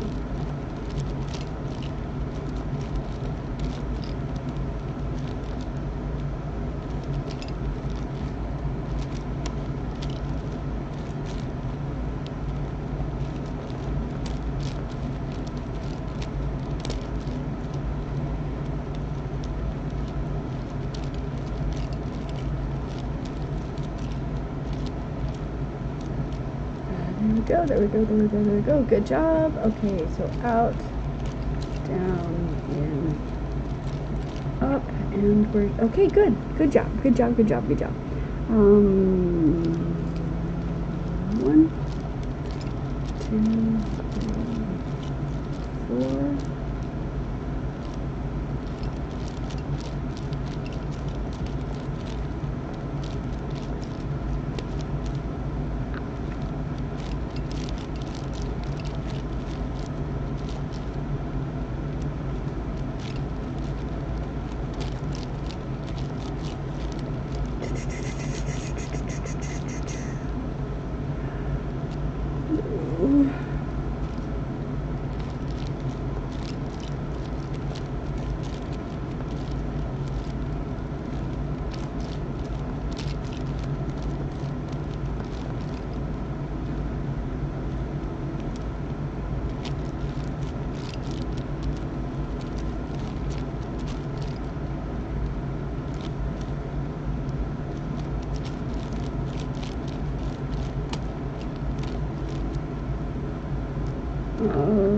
Really?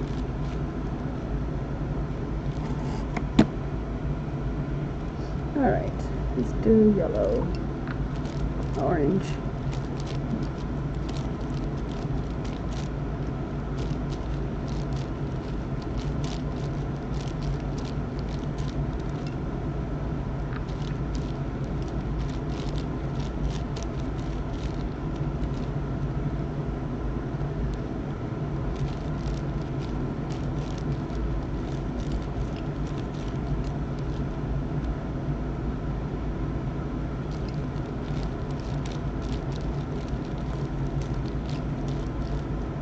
How did I get a white down? No, don't get the white down, put that red back up.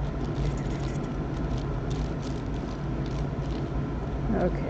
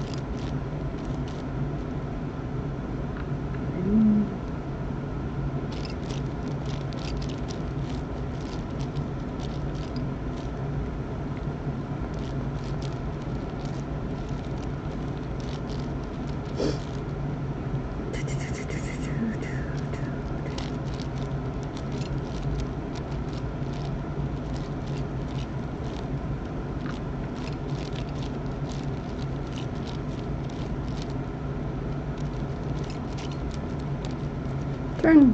Line up.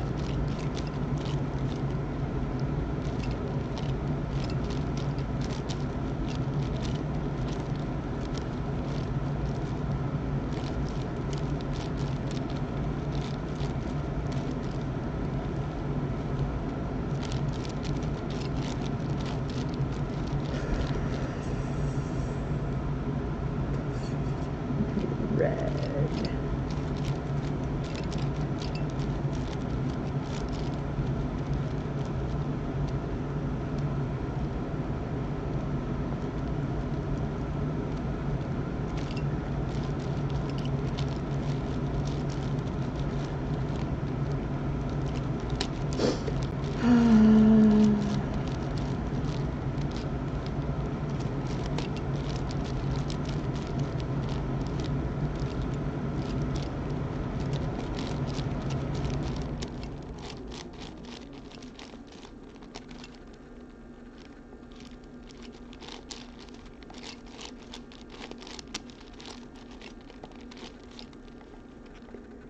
Okay, blue, blue, blue, blue, blue. I'm stuck.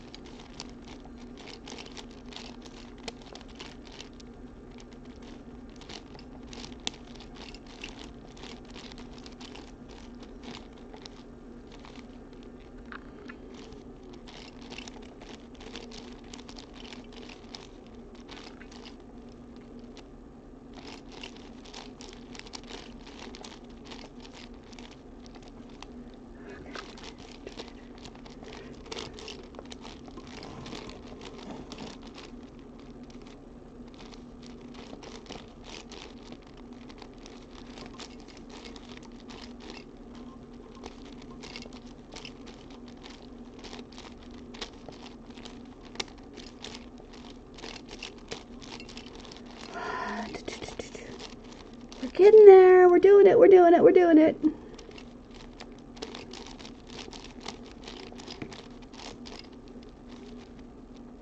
No, no, no, no, no, no, no. Okay. Up. Up, down. Down. Up. Up. Down. Down. Up. Up. Down. Down. Up. Up. Down. Down.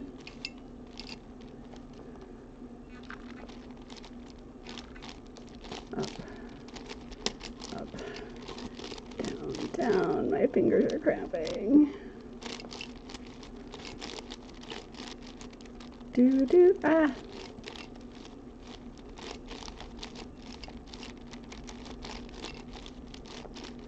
And down. I'm done.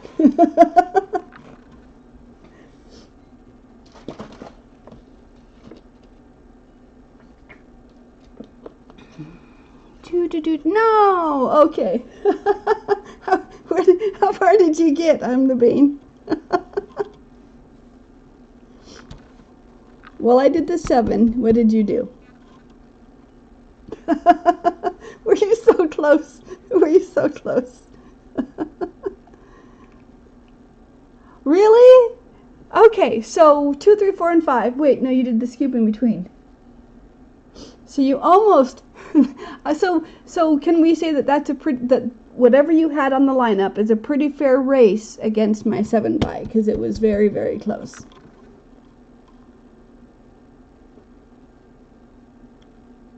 So let's I have to give a method overview. So we'll race again on no? No, you said no. What was the last?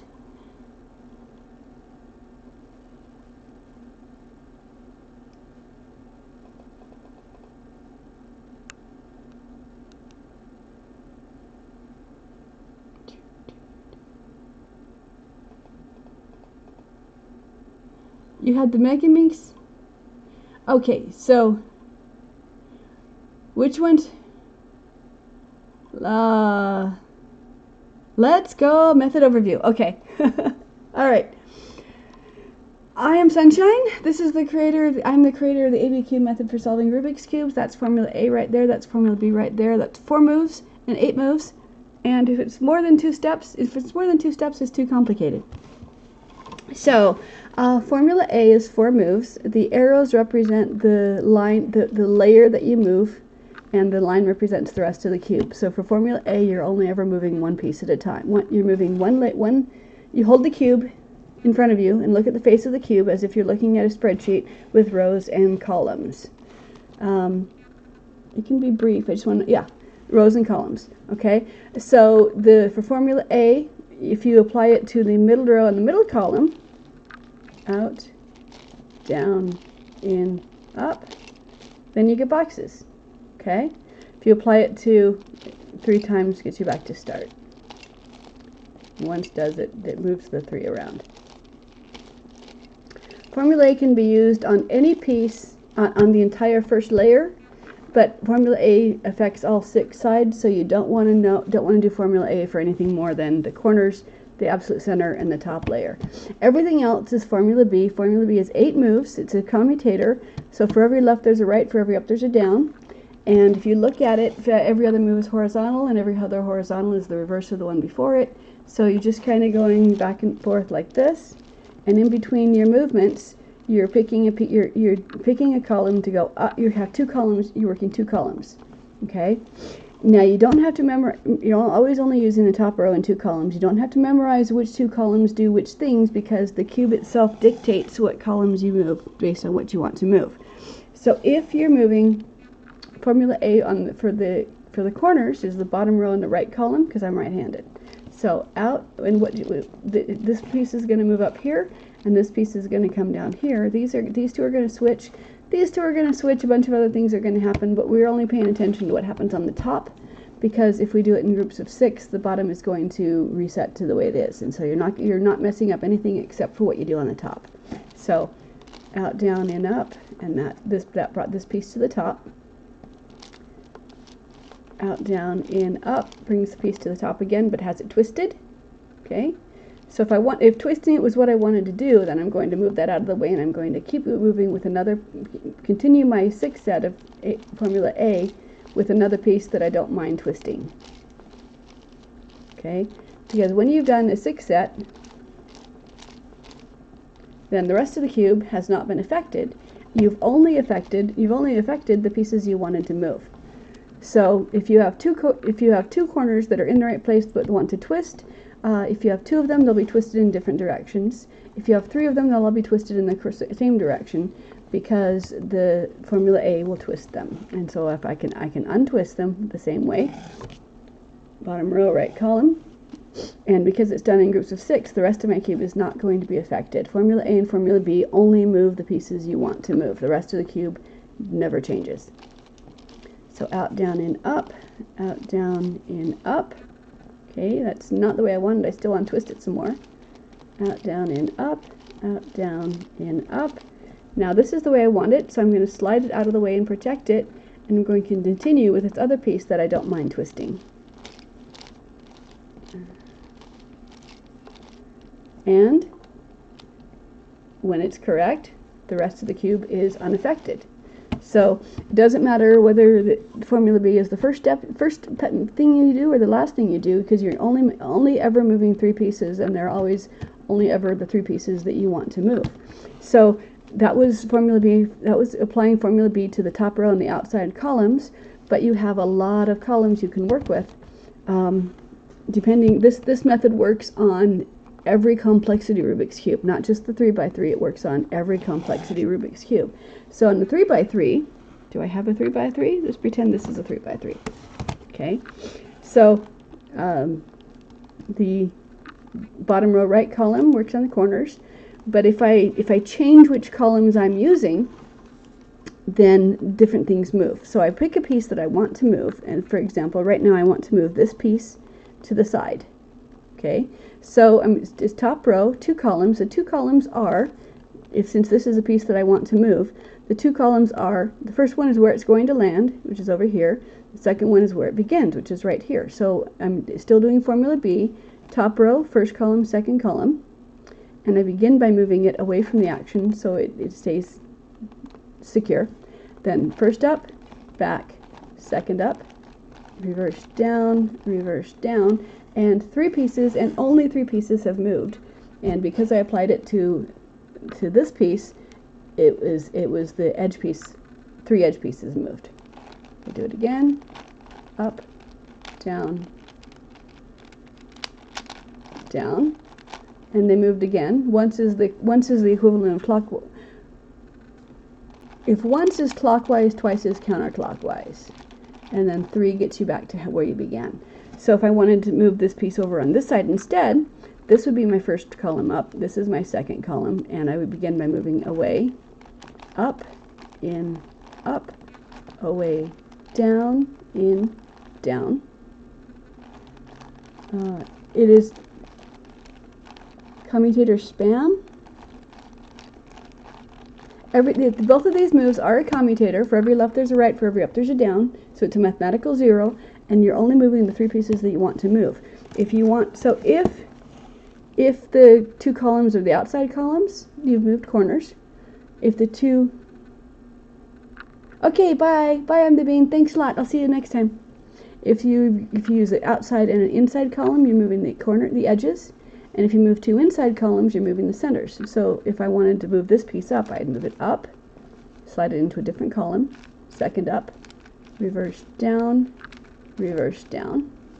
and so I moved 3 pieces, but 2 of them were green, so it looked like I moved 2. So everything is a commutator. So up, down, down, and 3 pieces is all you ever want to move because that's all you're ever going to run into. And so you just pick the piece that you want to move, and then you apply formula B to that piece. So if it's an inside piece, it's 2 inner columns. If it's an edge piece, it's an outside and inside column. And corner pieces, it's 2 outside columns. And the reason why this works on every complexity Rubik's Cube is because you never have to worry about a parity, because a parity is a lie. A parity is a lie. A parity is where it can't show up on a 3x3, because a 3x3 you can see what everything is doing. It can show up on a void cube because your centerpiece is invisible.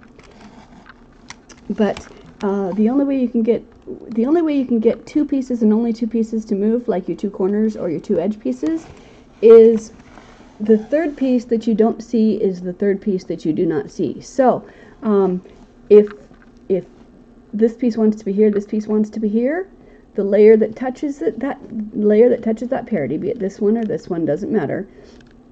The layer that touches that parity is 1/4 turn off. So if you make a 1/4 turn with that slice that touches the parity, and then redo your corners in that orientation, and the parity has disappeared, poof, it's all gone. If you've done the centers first, you have to reset the centers because they looked visually accurate, but they were not mathematically accurate, which can happen because this piece can be visually accurate in one of 4 spots, and every other piece can also be visually accurate in one of 4 spots. So because of the mathematics of the cube, you can have it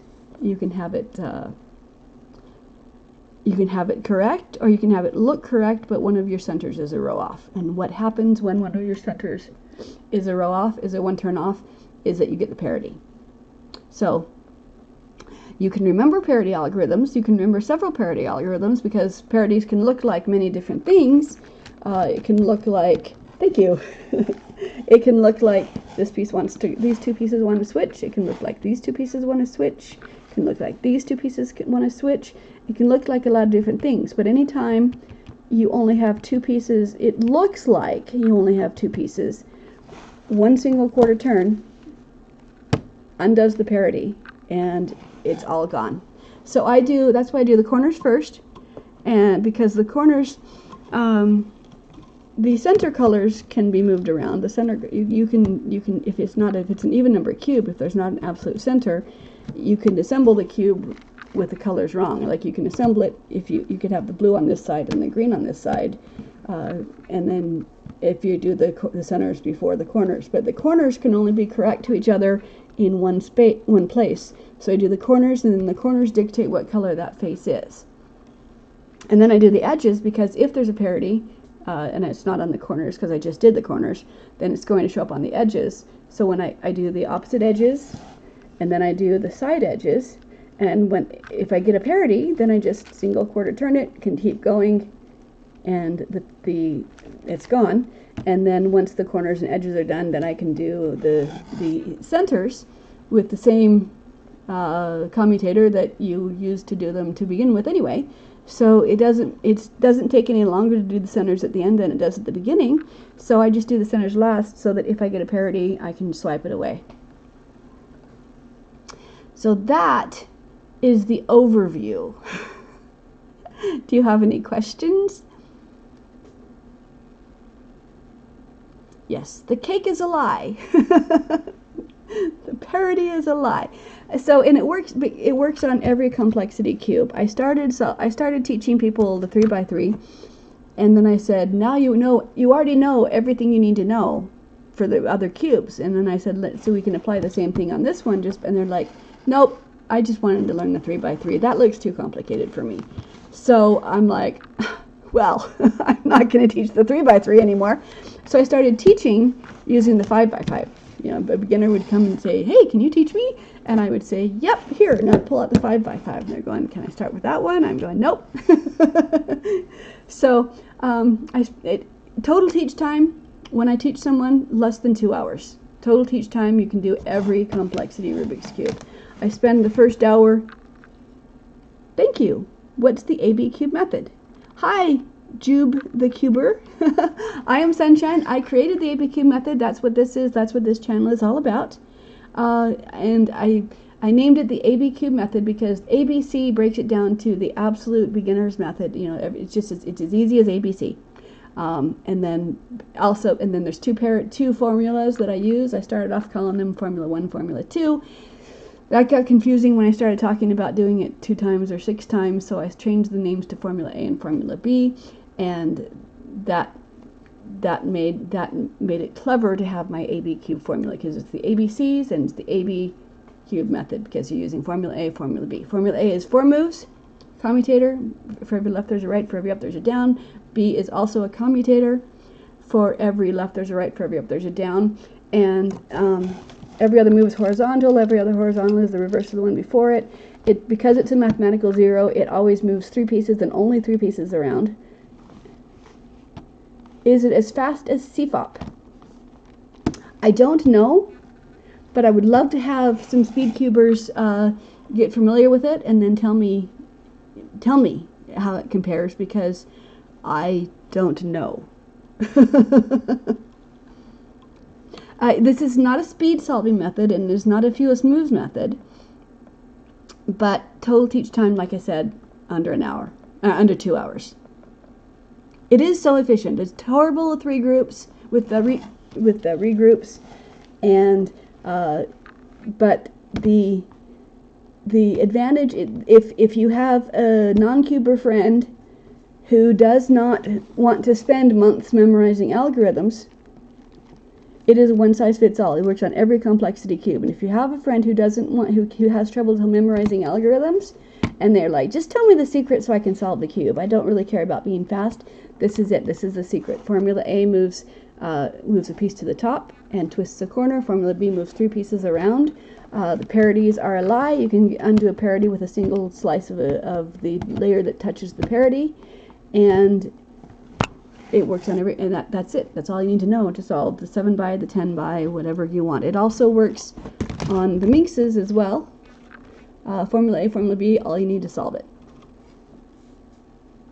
And so I spend the first hour just teaching the corners, because and then I'm like, once you've got Formula A and B, it's just a matter of applying Formula B to different pieces. So Formula B applied to top row outside columns moves the corners. Top row outside and inside column moves edges, and top row to inner columns moves centers, and that's all you need to do. So I spend the first hour teaching the corners, and then I hand them a cube and send them on their way to come back next week. I say, by the way, Formula B You can change which columns you use, and different pieces move around, play with it and see what happens. And then they come back, and regardless of what cube I've given them, they come back with a question. A question. If it's a 3x3, their question is, two pieces are in the right place but need to be flipped. And that's hold them pieces so that they're top left, or front left. To Formula B, bring that displaced piece to the front and place it again. And both pieces have switched. If it was a larger cube, the problem that they come back with is parity, because I didn't have time to explain the parity. So I show them that Formula B always moves 3 pieces. If it looks like there's 2, the third piece that you need to move is the piece that touches the parity, the slice that touches the parity. And now, instead of having 2 edge pieces, you have one of those 2 edge pieces is correct, and the other 3 want to be switched, and you know how to move the other 3 pieces. I can do it with Formula B, but you have your own algorithm that'll do it. But either way, you can get rid of your parity by just a single quarter turn if you save your centers for last instead of doing the first. So if you just have a non-cuber friend who wants to learn, bring them to me, I can teach them. Or you can teach them this method. But like I said, it's not the fewest moves, it's not the fastest, but when I teach it, total teach time, 2 hours or less. And it works on all of the cubes instead of just the 3x3. Is that a good overview? Jube the Cuber and Deep Depper Psych. Is that clear? Do you have any questions for me?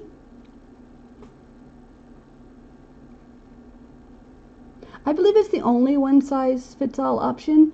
It's also this method is also listed on Wikipedia for the Professor's Cube because it's one of 6 standalone methods for solving the 5x5. Most 5x5 methods say do the 3x3 and then the 4x4 and then learn the 3x3 and then learn more things so you can do the 4x4 and then treat it like a 3x3, etc. But this just 2 steps. If it's more than 2 steps, it's too complicated.